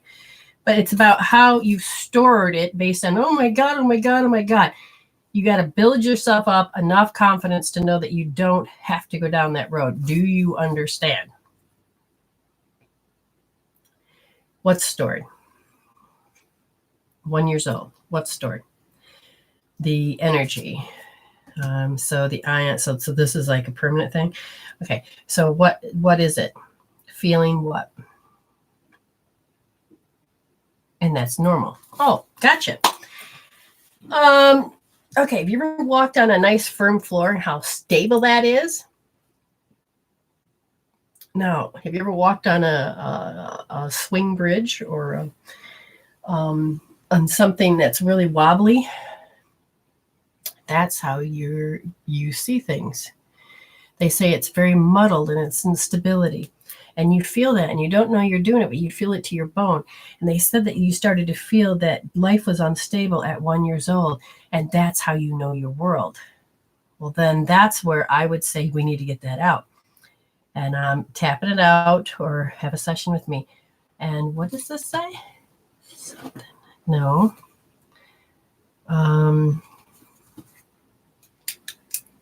I wrote it so tiny. And that's not even. Sanity.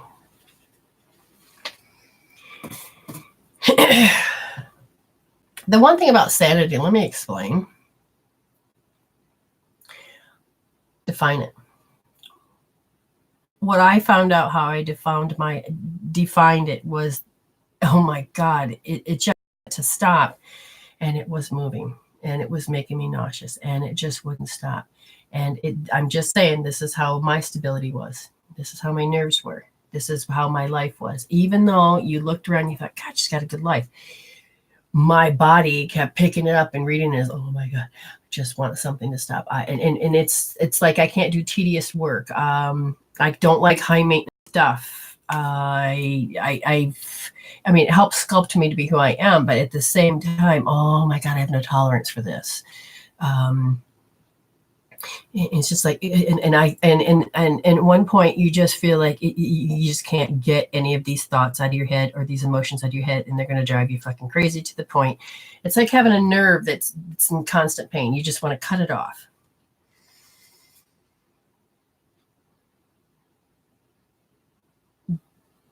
But you keep getting haunted by this. Again, you can be happy as a lark, but you don't realize you're being haunted by this. And it's the stability, the instability came about, and the muddledness came about when who you were was disapproved of. It's like saying, well, I wish that she was a boy. And it might have, and it could have, you could have been hearing that directly, or you picked it up, and it could have been another message somewhere else, but somehow you took that on. And ever since then, it's something that you can't cope, handle, and deal. That's what insanity is. That's trauma. That's something that repeats itself. And you are saying that I've gotten to this point in my life that I can go forward, but I can't. And that's because you know that the moment you start to expand yourself, you're going to be disapproved of. This you get in your face every day. And you know it so well. You could draw it in the dark. You can walk backwards up a hill through dangerous territory, and you know it so good. And they're saying that it is time for you to heal rejection. Because when you felt rejection, it felt so painful. It made your life unstable. I'm going to tell you, tap it out, but also hold here. And you need to get it down to 0. You need to know how you know it. You need to get it down, because when you get to change that energy is going to come back. And all of that intolerance, I want you to tap out. Even though I can't tolerate this anymore, I need you to tap it down to 0. Because that energy, you have so much. No wonder you can't see what you need to do. Because it's just all wrapped up over here. Okay, I hope that helps you, Wendy.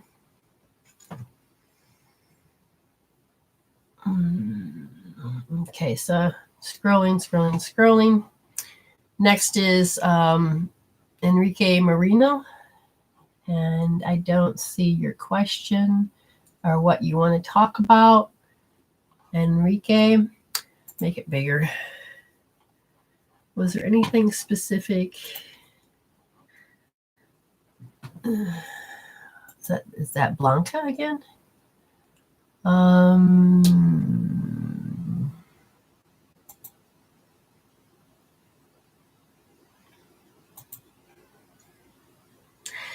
Blanca, if you're there and we're still talking about this, or did you want to do something else specific, Blanca?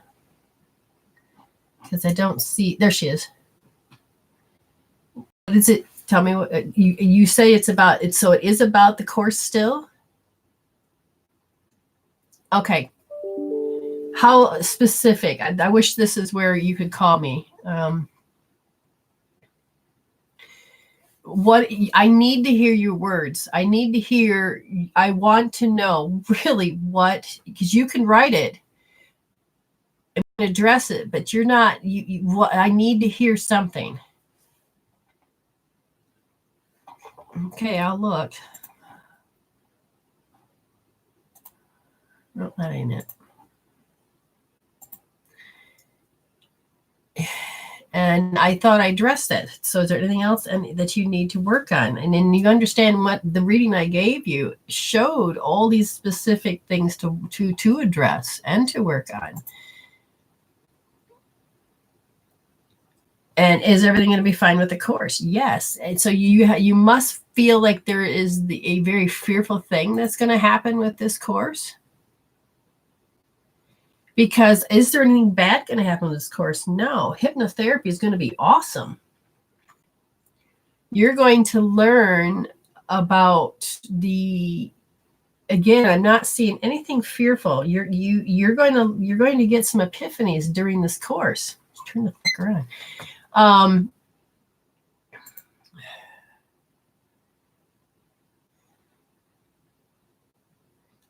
How is it my all right. We're going to look at. So sometimes if you can't hear with emotions, we're going to hear with. So you know what she wants to talk about? Oh, yes, you do. So right now they said that it says clock time, pressure, and a rush. So there's a party that feels that you need to address the worriness. There's a part of you that feels like you must expect something bad's going to happen. Is this true?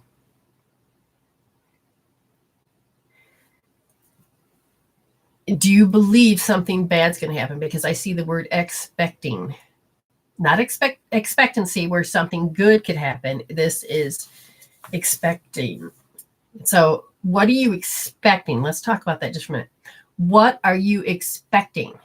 Because Spirit says that you... Okay, I gotta get my chair a little closer. You're expecting something. And I ask, is it good or bad? Is it good? No, you're expecting.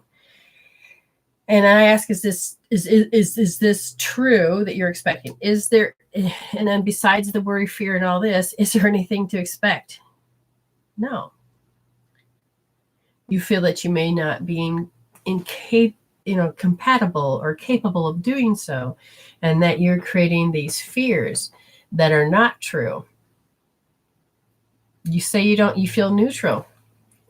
Is this in her head? Is it your body's consciousness? You understand the difference between your body consciousness and the consciousness of who you are? Your body is holding. So like, do you have gas? Do you have pain? What is your body saying? Because the body's consciousness is saying that it's expecting. I'm going to ask, what do you expect? Are you afraid that if you do hypnosis that an evil thing is going to attach itself to you? Just think about that just for a moment. Do you think something evil is going to happen if you're under? Let me tell you one thing about hypnotherapy. Now, if you're under, you can actually find if you have attachments. You can even talk to the attachments that could be there. This is the remarkable thing about hypnotherapy. I've never seen anybody pick up anything. I've heard nothing. You can have an imagination up the wazoo, but you're fully protected under hypnotherapy. You're telling the subconscious mind to protect. You have safety. You're going to be just fine. And I feel like you're under pressure because it's coming up so quick, and you're saying you're neutral at this. You got to listen to your body. Your body wouldn't tell me stuff if it's not true.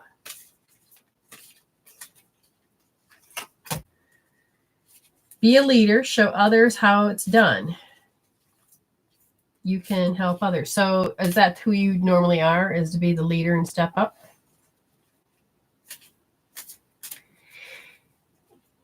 I've already said the course is going to work out great. You're going to learn a lot. You're going to actually be really good at what you do. You'll be amazed at how good you can do it. But notice why you're focusing on it. Why are you focusing on this question so deeply? It says, I want to be a queen. Starting with your sovereignty, declare freedom.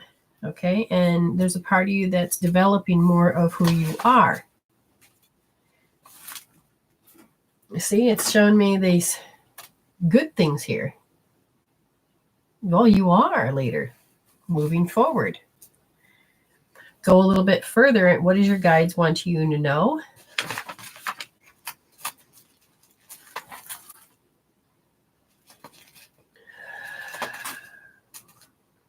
Where? Do you know who you are within the universe?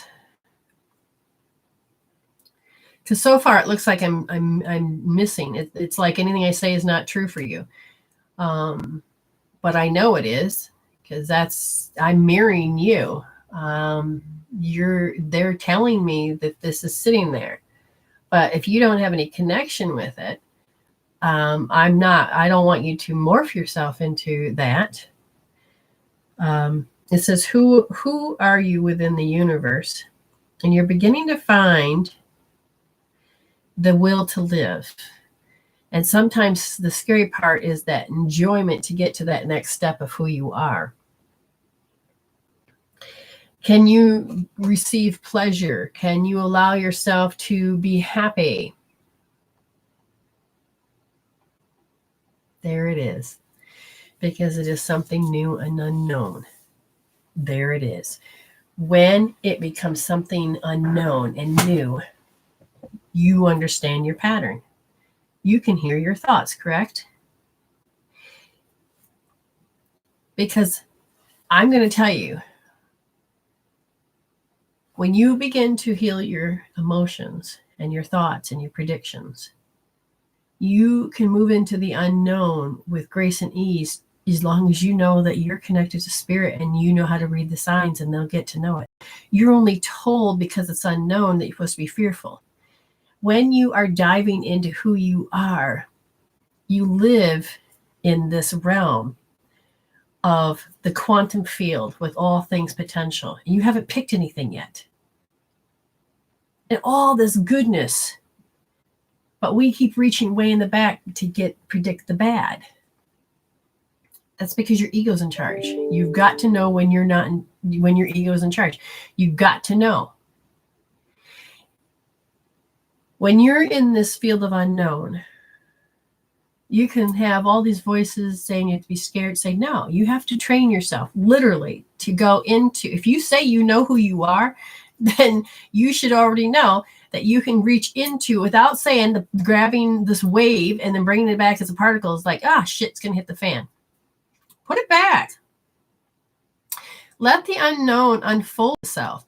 Like, I didn't know I was going to be doing 9 to 5, or my husband's going to work 9 to 5, and I'm going to be doing a morning or earlier show. I didn't know that, but I knew I was going into the unknown, and I knew that spirit is going to deliver good stuff, and I'm going to read it, and I'm going to take it in with open arms.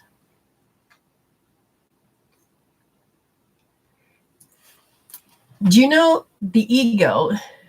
I'm not sure how you define it. He says, I left ego in a box already. Do you know, you talking to me, you have to use your ego? Because the ego is an electromagnetic guiding omni-apparition. It is a lens to help the spirit part of you, that consciousness, to create in this land of illusion, this you think is real.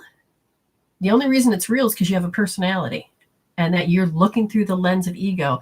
And the moment that you over-identify with matter, this out here, with ego, instead of your who you are, your authentic self, then you're going to do what you're doing now, which is, well, it's the unknown. I'm supposed to be afraid of it. No. Ego says, with over-identification, the protective self says, I'm supposed to, that's the next logical step, is that I'm supposed to be afraid of the unknown. That's BS. Your authentic self already knows it can create better than that, but you're not believing in that. You listening? If you are not confident in the unknown, it's because you are developing more of who you are. And those baby steps can be very scary. But you need to start collecting, oh, I can do it. Oh, I just did it. Oh, so you have to learn how to receive. You have to learn to take in, because you're grateful. Grateful means that you already received. You have to learn to say thank you therapy for the things that you're about to receive, but you know that you received goodness already and you can do it again. Your subconscious mind says, I have a duplicate here that says that you received and it was good. You need to focus on that. That's how you let the unknown become more real to you. See, now you say it's okay. I want to know if there's anything else I need to resolve from childhood or stuck in the subconscious mind. There's going to be layers of it. But for the event, you need to work on age 2, age 4. It's the same event that has to do with what other people think. Age 3, it's about having a bell, okay? That means an emotion. How many of them? 1. And what is it? 2B. Being deprived. You have a bell ringing off inside of you that says, I'm deprived. Then take your hand and you're just going to say deprived, and it's a bell. So I'm going to roll it out at least 3 times. Deprived. Take a magnet, your hand. And then you need to understand that your heart wall, you're going to come up against heart walls. I already said, that there's a heart wall. And then just to top it off, the heart wall in this case has to do with avoiding. Look at things that you avoid. Understand that that's a heart wall. That's what you can address.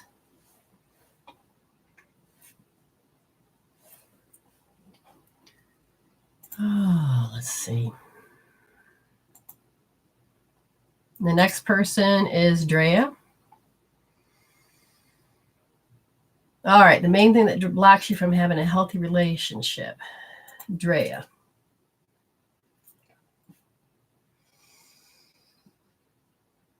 Really? So there's a part of you. What's interesting, Drea, is, what did you pay?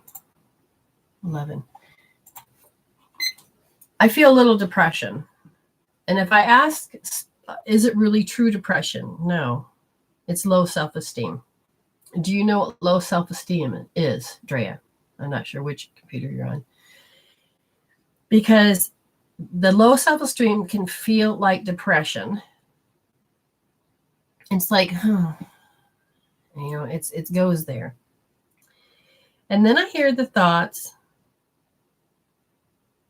your conscious thoughts that have to do with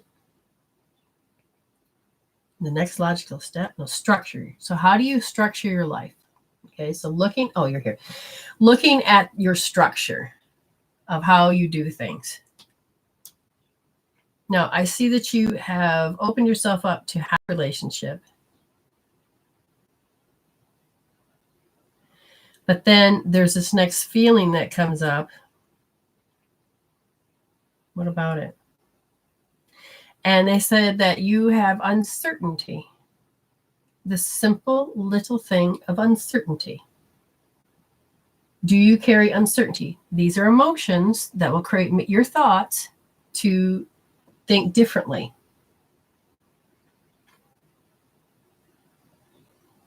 What about it? They're together? No, side by side. So you'll have uncertainty. And then the emotion of disapproval. No, I'm sorry. Disapproved to you. So now I'm going to ask, are you having this energy going out, attracting men that do this to you? Yes. Why? 3 years old. Because your consciousness says this is what people do. The front energy in front of you is down, and that is the central or conception vessel. And when that's down, you will feel vulnerable. So you're going to have to learn to train your body, finger and belly button and your forehead, push in and lift up, and hold it there. And you're going to have to train your body to start holding the energies in place to protect you. When I asked Spirit, why is it down? 1 year old. You know what defensiveness feels like. If I said to you that you were made to be perfect, what would you say to me about that?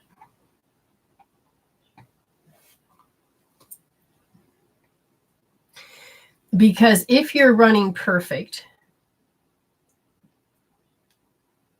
oh, that's an active memory. 4 years old is the strongest that's coming up. And it says it's a bell. What is the bell?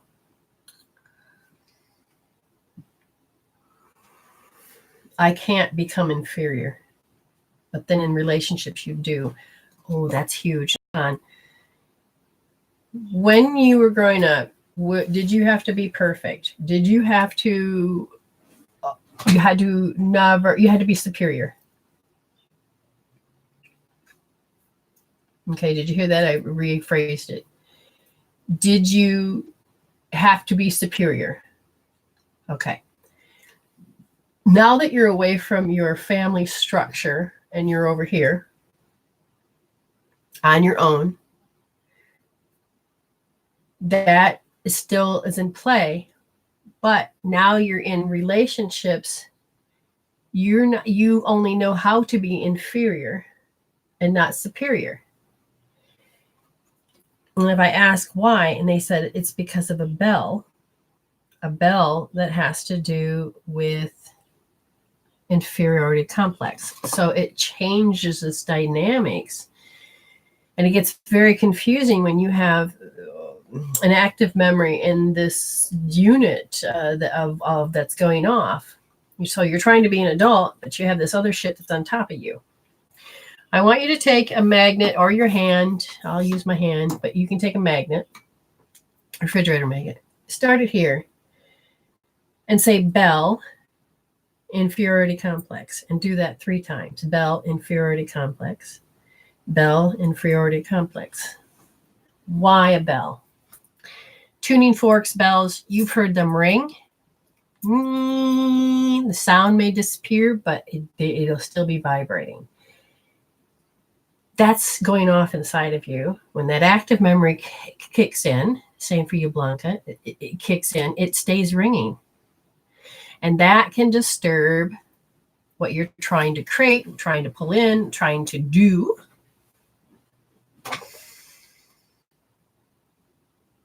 What is this? You're talking about a program? Talk about it. Tell me what. Where are we going here?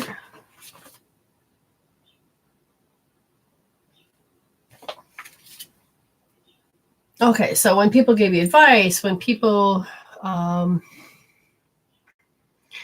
telling you how to do things, when you were the perfectness, there's a party, it's like, oh my God, I just feel attacked every time. I cannot be inferior. I cannot just sit and relax. I cannot. And I feel it's not going to be the right words. Everybody wanted you to have a particular outcome. You even made it so I have a particular outcome.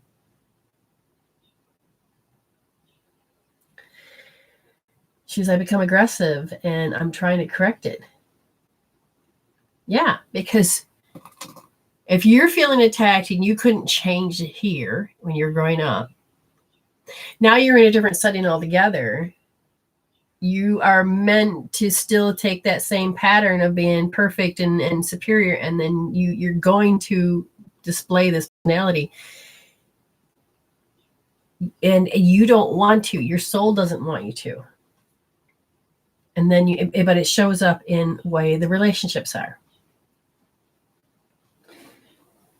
Now, when you say you've been aggressive, are you doing from the age that they're saying this learned conditioned behavior that I have to push people, do things to get what I want or to change the way it is because this is the way it's supposed to be. If this is the personality that you grew up with that says Mandrea has to be this, under pressure to be this, and you are taking that same personality and that's what you want to heal out is what I'm hearing. Since Drea, since you worked with me, and hopefully you can remember, you're going to do hope therapy. And yours is left 1, 2, 3. Okay. Finger position, your third, put your thumb in the third. Push in. Okay. Here's the thing.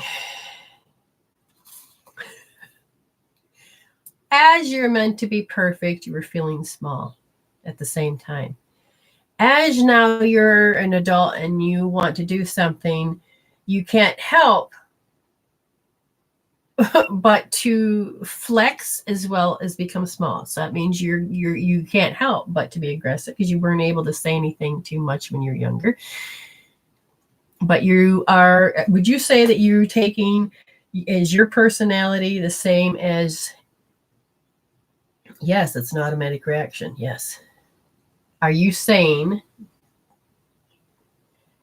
that's what you're going to focus on? That's what you're going to heal. You're like, oh, I don't. Now, they also said, kidney meridian has to do with wailing. Do you wail? Look up wailing, what wailing a person does. And you may think, oh, well, shit, and the thing is, wailing can be something you couldn't do as a kid, or you did as a kid, but you did it on the inside and didn't show it on the outside because you weren't allowed to.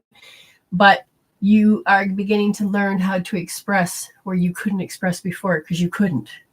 So you're getting to finally address those emotions that you couldn't. This can affect the relationships. And then when you begin to heal all this out, then you're going to have to address how the relationship is an I-it. One is always superior. The other one is always an object. Whether you're doing it, they're doing it, you got to address how that dynamics looks. And then you're going to look back and you're going to see how that happened in the household. Okay.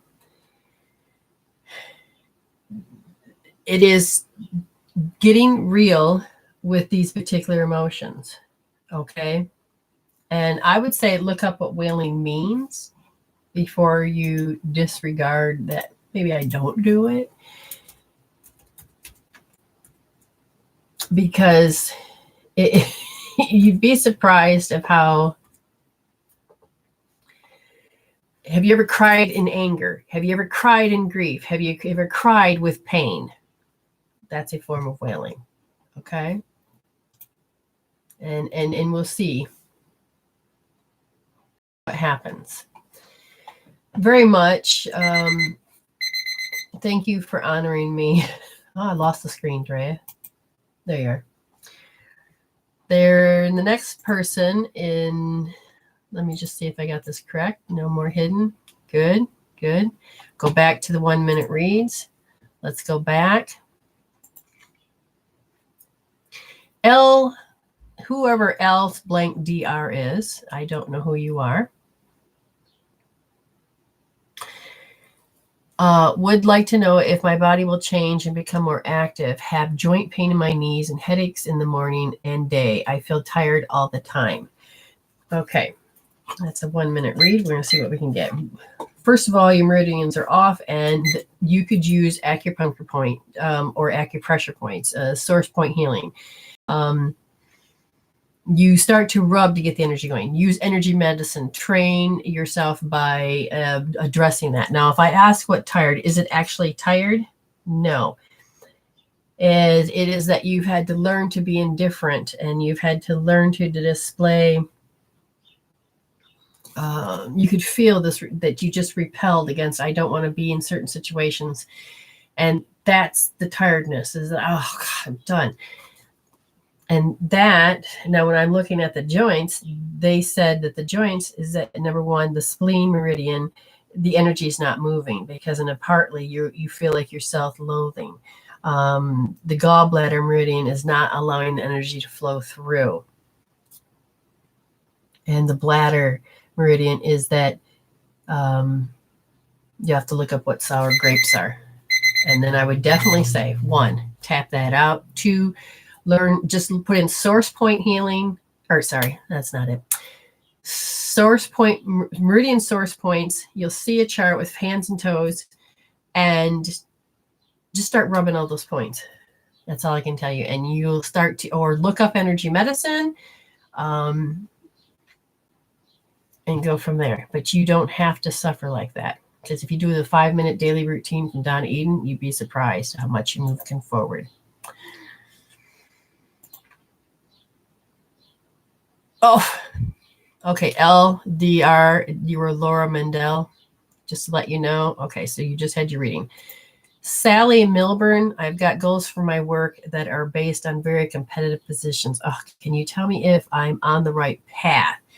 And if there's anything due to improve my chances. Okay, you heard what her question was, and she says,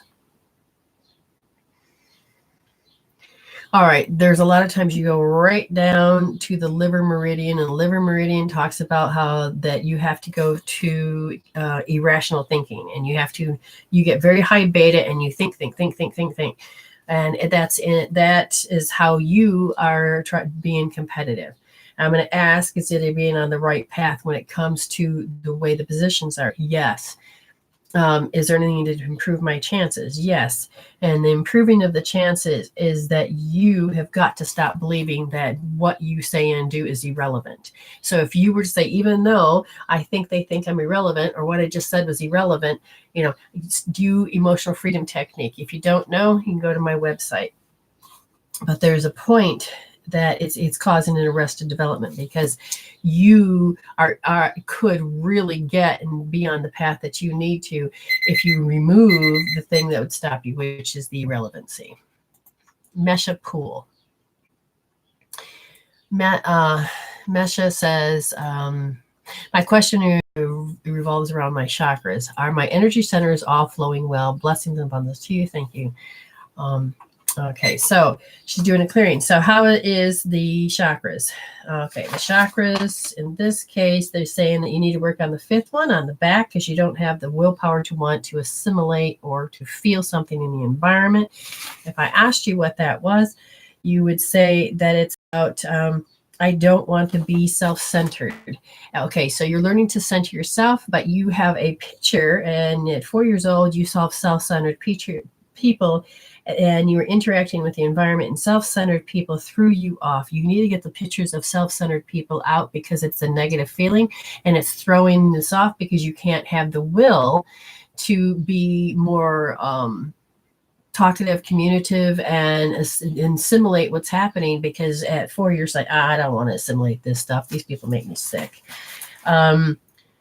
Which chakra are you referring to? The first chakra, the incoming energy of spirit comes into your first chakra, and then it stays there. It doesn't come through. So notice if you're clenching down there, when you go to pee and all that, and if you're clenched, relax that, because you can give yourself headaches if it's too tight. Start to learn to relax that, start doing those Kegels, but you need to learn to relax that, especially when you're tense.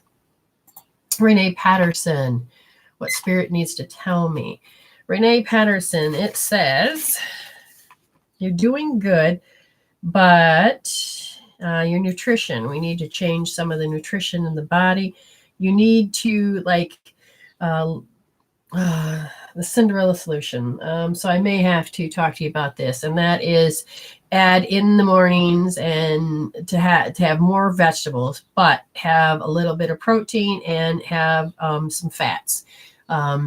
Mozzarella cheese, the true mozzarella cheese are more of a fat. Avocados are good fat. Chia seeds are good fat. Mix that with some primes, which can be, chicken and fish, But they're saying you need to not eat abundance of it, have those in small portions, and have more vegetables on the plate, use spices and things like this, and it'll start I think if you can start drinking like apple cider vinegar with lemon with a touch of salt, and if you can't do the salt, don't worry about it, but you need to start cleansing the body. So pairing of the drinks.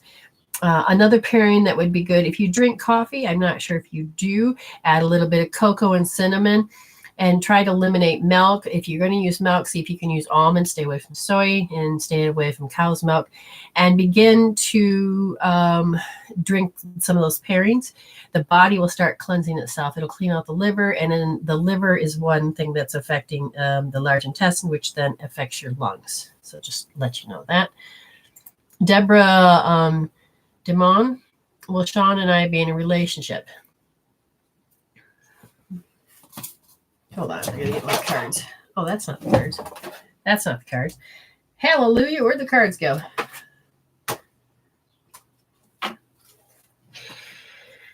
Deborah Demon, 1, 2.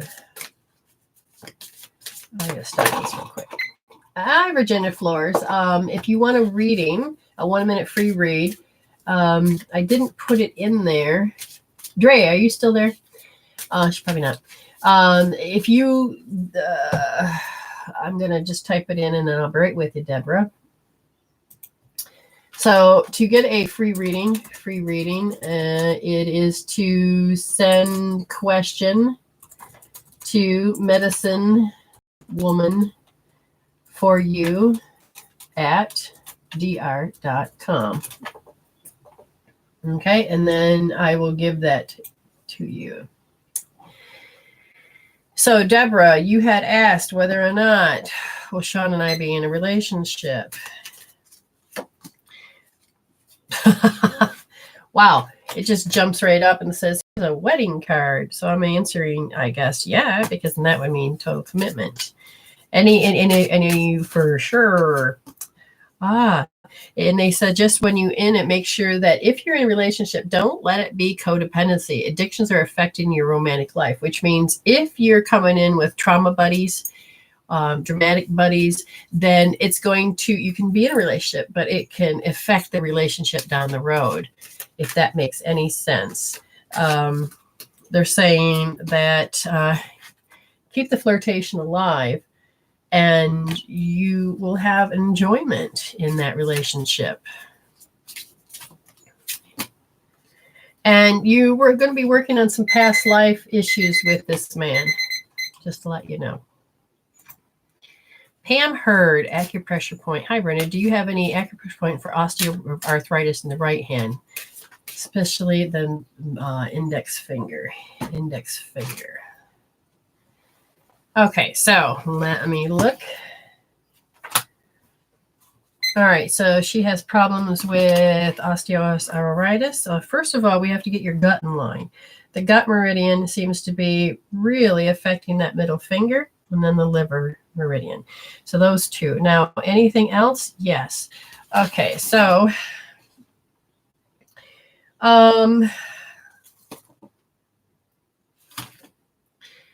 okay, this index finger here is large intestine. Okay, that's your large intestine. And if you look at the point right here on the outside, right there, then you will take and tap that out. Just right there. Can you see where I put it? Okay. And the other point then ends up being right there. So when the two bones meet, okay? So that is your large intestine, and you're going to rub those. Tap that good 30 times, this one 30 times, and it's also frozen. So take your magnet or your back of your hand, pretend this is a magnet, and you're going to go over that point, both hands, because you want to make sure the energy balances on both. And you're going to do this a good 12 times and then rub it 30 times. You got to start getting the energy moving. The other one is the triple warmer. Okay, it's right there at the bend. Use the magnet and a good 30 times. That's the best I can do in a minute. Sonia Lavansky. It's Sonia. Oh, anything? All right. So Sonia, ready?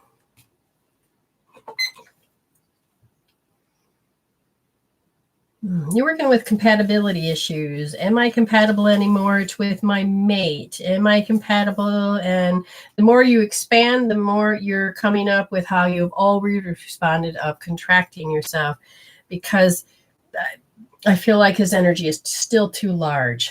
Okay. And your left brain says, I can't do this. And so that's why your body has been expanding energetically. It's like, oof. And it sends out in that, and they're saying that you are learning that how you used to do it. I mean, there was a particular panic that happened that I can't do this, I can't do this, I can't do this. And they're saying, just start noticing that inward is that I can't do this. It's not about the relationship, is that you can't do it alone. I can't do this. Okay. And because you can't do this,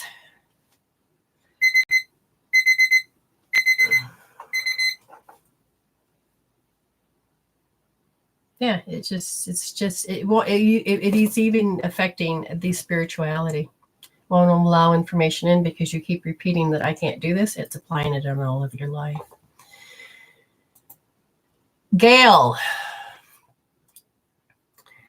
Hi, thank you for allowing me to ask questions. Oh, it's a future reading. I'm not good with those. Well, if I knew love really soon, be alone for too long. I'm living in a location I'm meant to be at. Okay, you get one question. Will I be abundant enough to have a nice, comfortable place? What can we get done? First of all, the reason you're alone so long is because you are going through your first chakra of, I don't know if I can do this. I don't know if I can. And that's all I keep hearing over and over is I don't know if I can. What I would think then is that it's about survival.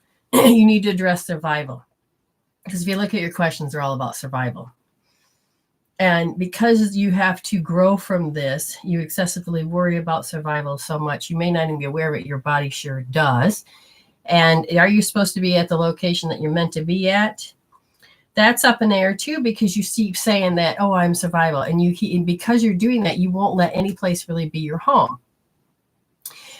Because I can't do this, you can't even allow spirit to bring in money for you because you're like, I can't do this. So I would tap out even though I can't do this. And if you tapped all that out, could you get a relationship? Oh, yeah, you would have one, because the energy would just come to you. Okay. The energy would come to you and allow you to say, you can do this. You can have a relationship. You will find something called home, and it will be a comfortable place. But you got to first get yourself to get beyond your fear. I can't do this. Okay. Crystal Simmons. What are my gifts? Okay. When you begin to hear, you have to understand that your voice is going to be what you hear. But if you hear a sarcastic voice, understand that it'll still be your personality that you're filtering through. And if you are still connected to ego while you're trying to use your gift of listening, understand that you are meant to hear and listen to, and it's not even about spirit or talking to the dead. It's about helping people listen and hear how they're losing power. And so you're going to do baby steps. And that is like using future content, like, oh, but you need to do everything in the present. So learning how to be mindful and how to use your words to be mindful. And your gifts are as far as realigning. That's your first basic step, is to realign. Rachel Marie and Rachel, ready, reading work success. Okay, so when it comes to your work, are you going to be successful? You would like to be, but you have this pattern that says no. You have an auto response that says that I'm deficient. So there's a part of you that don't believe in yourself. You don't know how to believe in yourself. It literally says that I can talk in my head and say I believe myself, but in your heart you're going, oh my God, I'm holding back. So about 2 years old. And then there's another time when you were 13 that you couldn't believe in yourself. So notice how you don't got this. You need to stop thinking that you got this. And I need you to start applying how you got this and other things and put it into this. But you got to remember, these emotions are going to sit there and they're going to bully you. So you have to heal out. Even though I feel deficient, even though I don't believe in myself, okay, literally go in and start tapping that out. Because if you do, can you be successful? Yes, because then you're going to create a new alignment to something better and more happier and healthier for you. Deborah Rouse, R-O-U-S-E, Deborah Rouse. Okay. I'm wondering if you see how work will go for me. Okay. How will work go for her?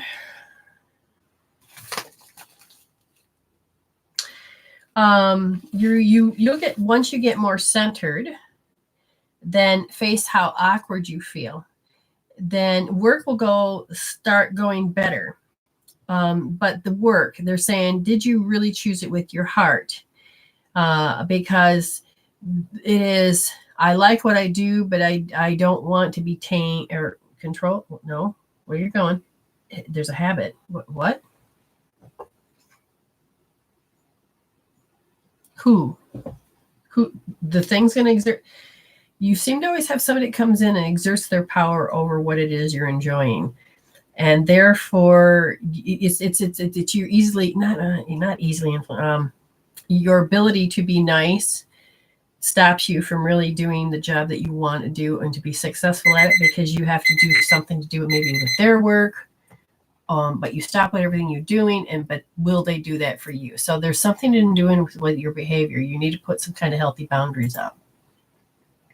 Athena Pullen, my health, please, and the company my partner working for treating him unfair. Okay.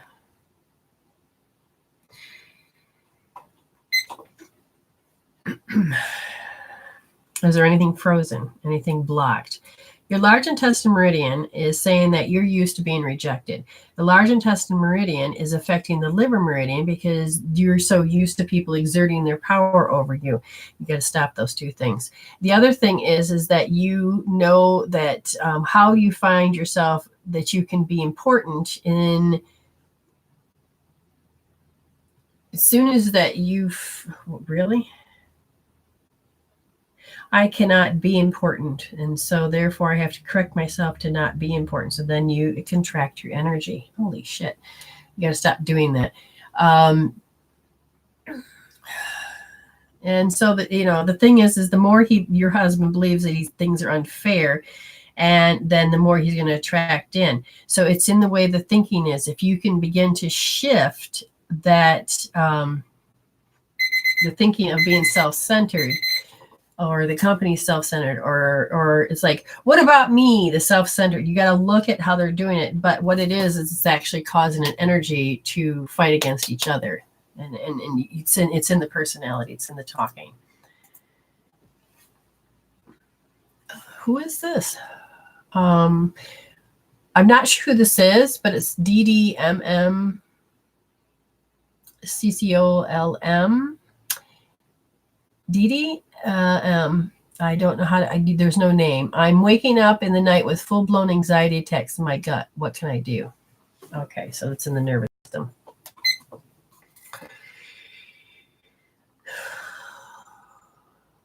Diminished moral character. Okay, so you've had to diminish who you are. You've been in a situation and they're pointing something out about, I don't know how old you are, but they keep saying the word 33. And they said that the energy in the situation has changed, and there's a hysterical. So your whatever happened at that particular age, it hit the nervous system. When you say that you wake up in the middle of the night, I wish you would have told me what time, because if it is 1 to 3, then it's your liver, and if it's 3 to 5, it's your lung. And it depends on what time that you're getting up, because large intestine is 5 to 7. In this case, they're saying that because whatever the situation is, you felt the lack of power. And it was so shocking that it's causing the body to do this. I would definitely say, if you know what the situation is, tap it out, place your hand here. And if you wake up with anxiety, even if you don't know what it is, just putting your hand here and think anxiety, focus on the body, thinking that, and just allowing yourself, even if you don't have anxiety right now, just keep your hand here and just think that you know, and feel how that anxiety is in the gut area, and just kind of, I want you to start training the body to get it out of your body. Let's see.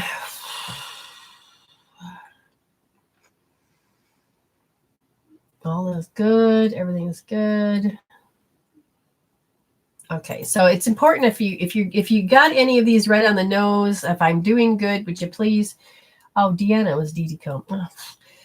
Let me know if any of these have been accurate. Or where'd my screen go? Elizabeth Fletcher. What does Spirit want me to know right now? Okay, you heard her.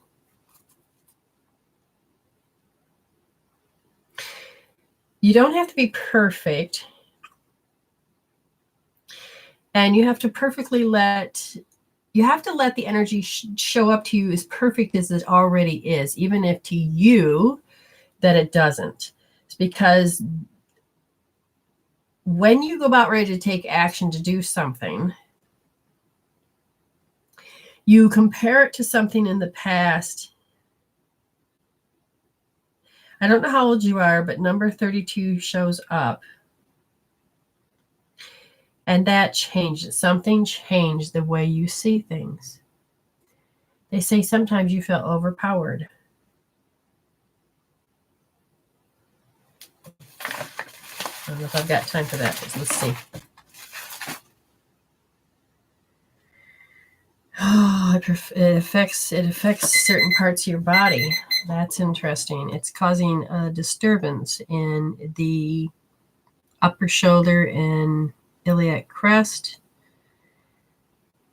in the upper spine and lower spine. So you got the iliac crest and the upper shoulder, and this has to do with the performance. The energy is not moving. I would say you need to go find a body talk practitioner. You need to balance those out. And then the other one was upper spine and lower spine. They're not communicating energetically. You need to clean those out. So, or make an appointment with me when you can figure certain things out. Angela Harris, will there be romance coming my way before the end of the year? No, because you're like, you got to block up. You have a particular outcome that you want to happen. And because you're focused on this, you don't really have time to let your vulnerability of your heart out. Your survival chakras, first, second, third, says, I can't be vulnerable right now. I cannot do that right now because I've got to do this. I've got to create a closure in the chapter of my life. I can't do this. And so therefore it has an agenda and it has a particular outcome. So that's going to interfere with your seeking.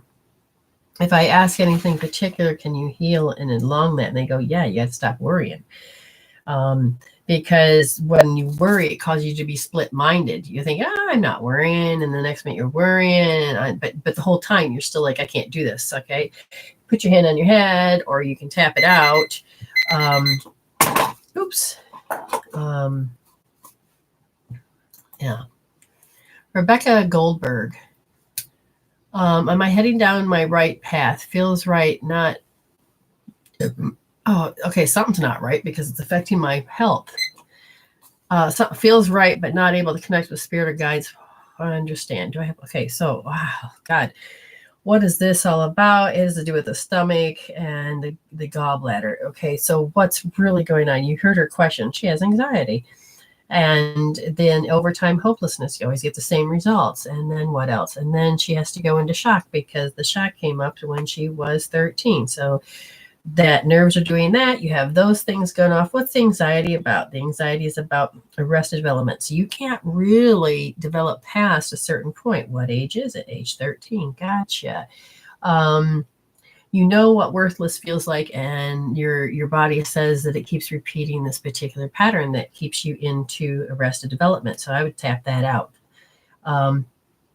Every time you try to expand yourself, you get very petrified that you're going to get attacked because you don't think you're compatible with anybody or you're compatible with something. Okay, that's a belief. Get rid of the belief. Tap that out. Kayla, Subica, Kayla. How do I manifest and enjoy in a luxurious theater tour? How do I manifest in an enjoyable and lucrative?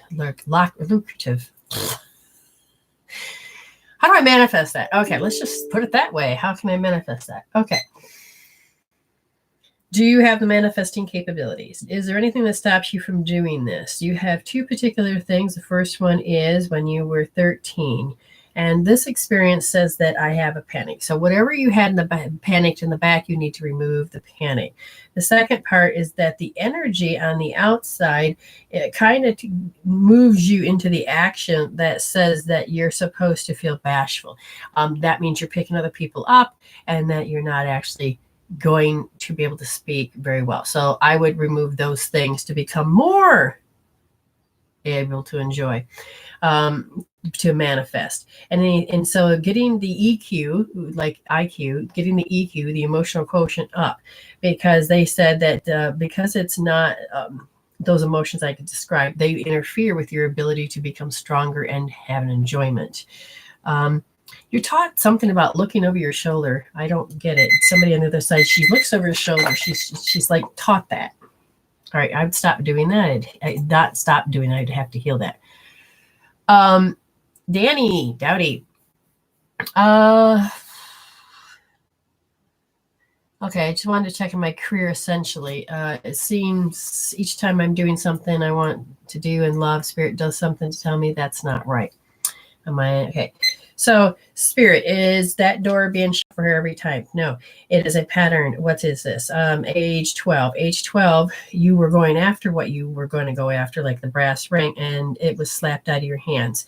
That is what you got to address. They said that in the nervous system, there was a hysterical, so that means it's going to keep popping back up. And then you go into self-conscientious, which is right and wrong. I'm what's the right thing to do? And because in this case, it's like, oh, what is the right thing to do? So if you're holding that pattern, you're going to be told that it's not the right thing to do. You're going to feel that because it's literally a blocking pattern. Because what's the right thing to do? You understand what I'm saying? That's what I would tap out, because what's the right thing to do? And then you have rejection, because the moment you try to go to do something, then you reject it. This goes back to that age. That's huge. I would go and remember what that is and begin to tap it out. Get it out of your system.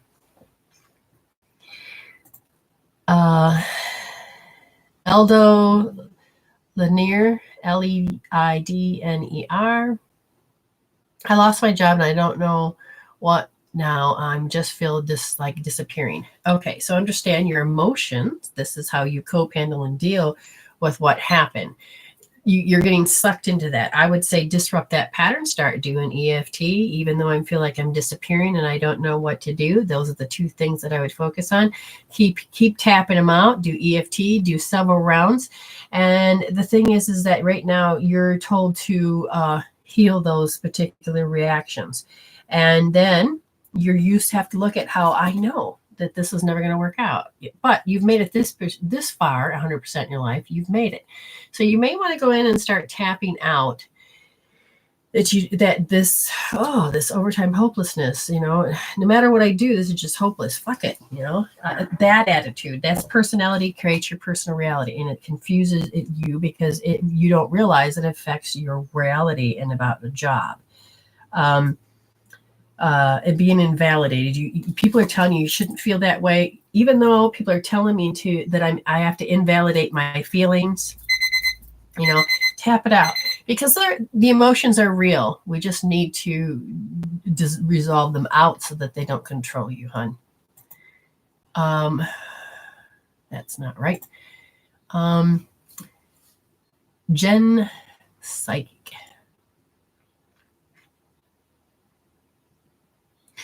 What do you think of as life partner? the life part. What do you think of? Okay, so in this case, Spirit is saying, because I've got 3 incoming streams that came in, and I'm going to just see where they end up. We need a point. So what do you think about this person? It says keep an open mind, forgiving and learning from your past, so that you don't bring your filters into this relationships, because they could stumble. Don't be listening to your friends at this time, because somehow they could end up not supporting you incorrectly. So if you're talking to too many people, you're going to get too many answers, and you need to choose with your heart. Oh, interesting. Because the card in reverse is give your relationship a chance. It literally says no. It's being open mind. So what do they mean by that? They mean that you do things based on feelings and that people are going to be repulsed by you. Oh, I definitely would tail that out. Tap that out, change it out, because what happens, it causes low self-esteem. That pops back up, and then it can interfere with the relationship. That's what I would do.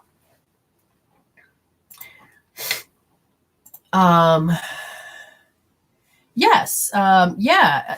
You, Kayla, at the top, it shows you the PayPal. It says the PayPal link. You can tap or go to PayPal, and then you can put in my email address. It says, can you purchase? Yes, you can. But it didn't go into, so yeah. So I'll wait if you feel like you want to purchase. Oh, hold on. What's happening here? It's not responding.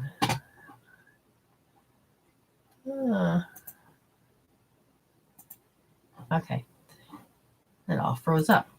All right. Again, I'm going to probably start doing these shows at 10 a.m. And we thank you for everything that you're doing. Well, thank you. I appreciate you liking the reading style. I do things differently. And again, does it make sense? That always helps. Oh, Danny, I love how she responds. That helps out. And you guys are wonderful. Remember to share me, talk about me, thumbs up, everything else, so that I can continue to keep doing this here. Because if it's not going to work here, I have to go somewhere else. I'll wait one more minute. I don't see anybody else that wants a free read. And Kayla says that if she wants to purchase, I'm waiting. And if she does, then we'll do that. So I'm on YouTube as well, so you may want to like it over there. Sometimes I will put videos there. Sometimes I will put other little things up.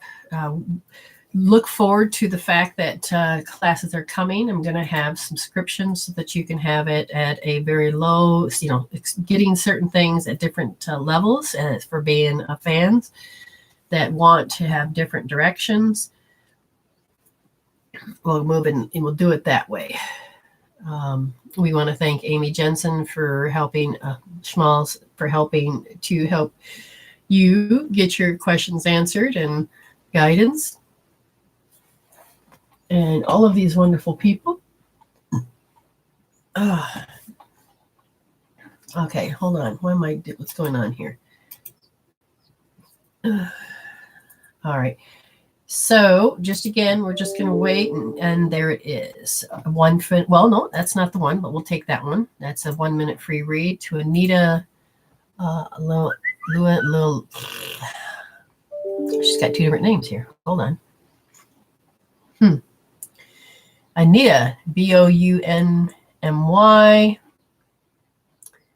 Okay. I just like a general reading or about love and finances. Okay, so no. So So the idea of what is love, you have a tendency to hear what I just said. It says, what is love? Because that's what Spirit says. You have unrequited love, which means there's not enough chemistry, or you love somebody that doesn't love you back. You have a feeling inside of you that you've always had people that just didn't feel like they loved you back. They say and address that if you want a love life, because that's going to stop you. Finances wise, it's saying that you feel, oh, wow, indecisiveness. It's not good enough. The thing is you got to start having a relationship with understanding your past. If your parents were poor and then rich, poor and rich, you're going to probably take the same pattern of being poor and rich, poor and rich. If you're taught that we don't have enough money now, then you will also say it now, we won't have enough money now, but you'll then tell the universe, because the energies is sped up and manifestation works faster. And the universe says, she put the order in of not having enough money, give her not enough money, because that's what she believes. Heal your beliefs on that stuff. That's the question. And then Kayla, 6 minutes. Oh, planning my theater tour in a way that feels supportive and financial stable. Like all the guidance on this. Thank you. Okay. Now, Kayla, to make this really work, it'd be cool if you could be into the room and we can talk back and forth. Thank you all. You guys are great. Because you have the excitement from what I can feel. Are you there? Okay, so they say go for it. Go ahead, get going on it. And if then, now we're just going to say, you're going to be working on some, the third chakra. The third chakra is about that ability to hold your power and not lose it. Are you going to be more in a commanding position? Is that the case? In a more commanding position? Because there's a lot of uncertainty of exactly, so they're saying in this case, it's not a bad thing. It's just that you have learning the steps, learning new ground.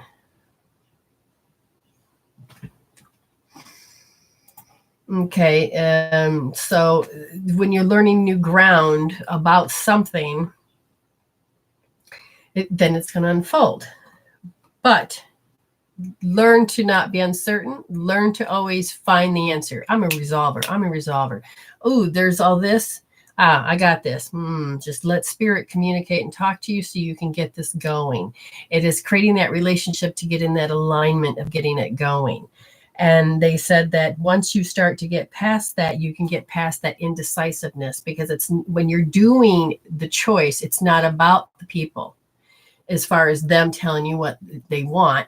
You listen to what they say, you bring it in, and you ask spirit for the intention of what you're doing. What is the most important thing we needed to be in alignment with? Don't ever take your eyes off of that. And then you can have the list of concerns here about what's being said. If there's something consistent, like you need to put a toilet in, you got to figure out how to fix put a toilet in, you can say, okay, this is how we're going to do it. Spirit's going to show you different ways to do it. But remember, these are all suggestions here. Spirit's going to help you to make it more organized. It's developing this. I got this. I'm a resolver. If you need a makeshift chair and you don't have the money for it, look, there is a block of, a crate. Put the crate, make it into a chair until you can build up to get the next thing. They're telling you to be a resolver, of bringing in the ideas. As long as you allow yourself, now, as I'm saying that, they said, notice her bell. And I'm saying, what is it? Dishonored. So people, okay. A bell is something that will ring inside of you. And I'll say, when did you get this? And they said at age 11. And at age 11, you felt uncertain, but a bell came in place of being dishonored. I want you to take your hand or get a refrigerator magnet, and you're going to say, bell dishonored, bell dishonored, bell dishonored. I can tell you how that works, but that's not what's important. It does work. Notice that in a way you go into a feeling of low self-esteem or depression. There's a feeling that sits there. I don't exactly know what that is, except for it says that you have to know when your ego is in charge, because then your pride's going to get hurt. And if you don't feel love and you feel hurt, you have to heal the hurt out. So if you're going to be doing this, it's called don't waste it. So as soon as you feel a twang, you're going along, everything's good, and all of a sudden you're like, oh, it's less than love, write it down. Don't let anybody see you. Go somewhere else and say, even though I feel this way, and even if you can't define the word, just focus on it and just start tapping it out. Get it out, okay? Change it out until it gets to 0. Put it on the scale from 0 to 10, get it out. Why? Because you don't need to keep that. Who cares what the world thinks? You have got to stop thinking and changing your world for them. And you will make it successful just because you're listening to spirit and not the naysayer. So you got to kick these people out of your head. I don't care how long ago it is, you need to kick them out of your head, because as you begin to do something, all of a sudden you don't even know your mother's there or your best friend's there, but it's like, and then all of a sudden you become indecisive. They're saying kick them out of their head. Oh, you have to pay attention to the habit. What kind of habit are you talking about? Not knowing how to take care of the money properly. Go learn some accounting skills. If you are going to be handling money, maybe even talk to an accountant. Because if you don't understand how to do certain projections like this, your money's going to be gone before you begin.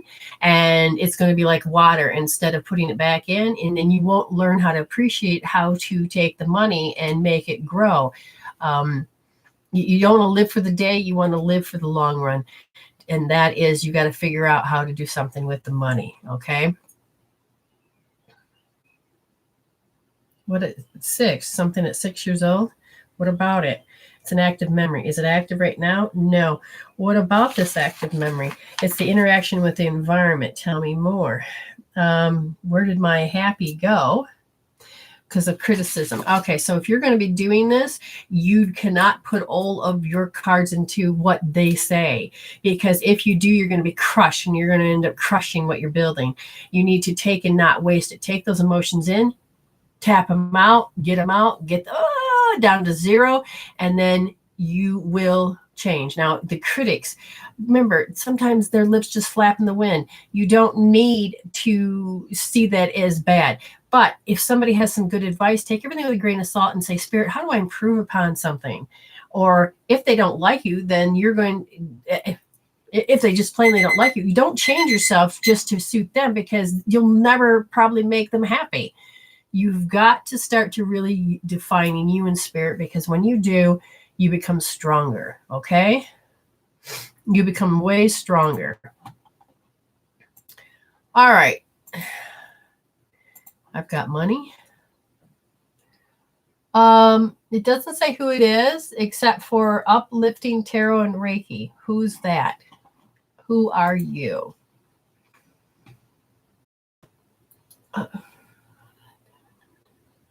So who is that? I don't see who that is. Oh, is it over here? No. Somebody paid me for a reading for $7.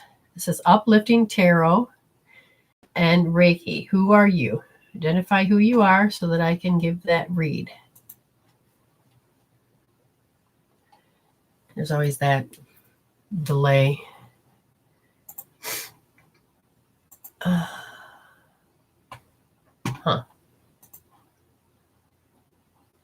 Uplifting tarot and Reiki. I don't see it.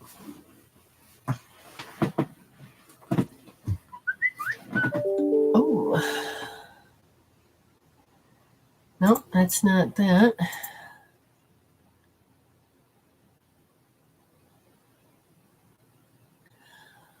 Oh.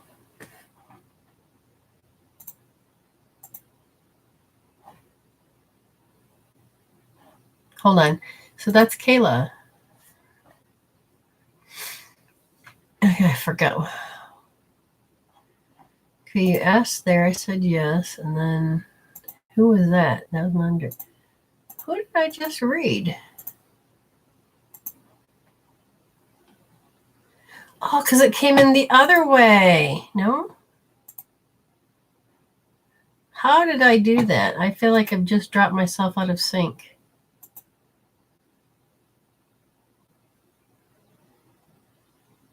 How did that happen? Kayla, I have no idea how that happened. Okay, anyways, y'all great. I'm going to have to search down Garcia and take care of it that way. I'll take and do this one last. Where's it going? That's so funny. It says that I have. There it is. I'll do this one last 1 minute and then I'm going to go because I didn't realize the time. I've been on here for 3 hours. That's long enough. Sarah Hitchens. I have been wondering if this guy I'm with, the one, or he is cheating and liar. I have been wondering, is this guy I am with the one, or is he cheat and a liar like the other people? Please help, my intuition is so far off right now. I love him, but I don't know if I can trust him enough to flee. Okay, gotcha. Oh, to marry him. Wow. So the question is he the one, or is he just like the rest? Okay, the first thing I'm going to tell you is that you need to heal out how you know the rest, a liar and a cheater and all those. They says get to know each other more, because there's you are, oh God, all I can hear is that, okay, so you do have chemistry, get to know each other more. You have to heal these issues. If you don't heal the issues, then you're just going to bring up past life shit you don't need.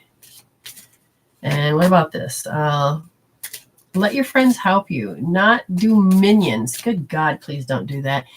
I don't need you to let your friends help you find your love of yourself. Okay. Because right now your issues seems to be blocking you, because every time you have an issue, you create this unrequited love, and you're not going to be able to allow yourself to receive, because these issues are going to keep blocking you. So yes, it says that he's, he could be really good for you. But you got to remember that you're telling the universe that he may have to be a cheat and a liar. And you're telling the universe that I have all this shit and I'm predicting that he's going to do this. And then see, I've got proof. And then you're going to run with it. Heal your shit so that you two can develop a good relationship without having developed the shit from the past. That's what I would tell you. All right. You guys have been awesome. I thank you. I will be here. I have no idea. I know Mondays for sure. And I think Monday and Wednesday now. And we're going to start at 10 a.m. And that's what we're going to do. Okay. Love you. See you. And what do I always say? Stay blessed. And you guys are wonderful people. And you stay blessed.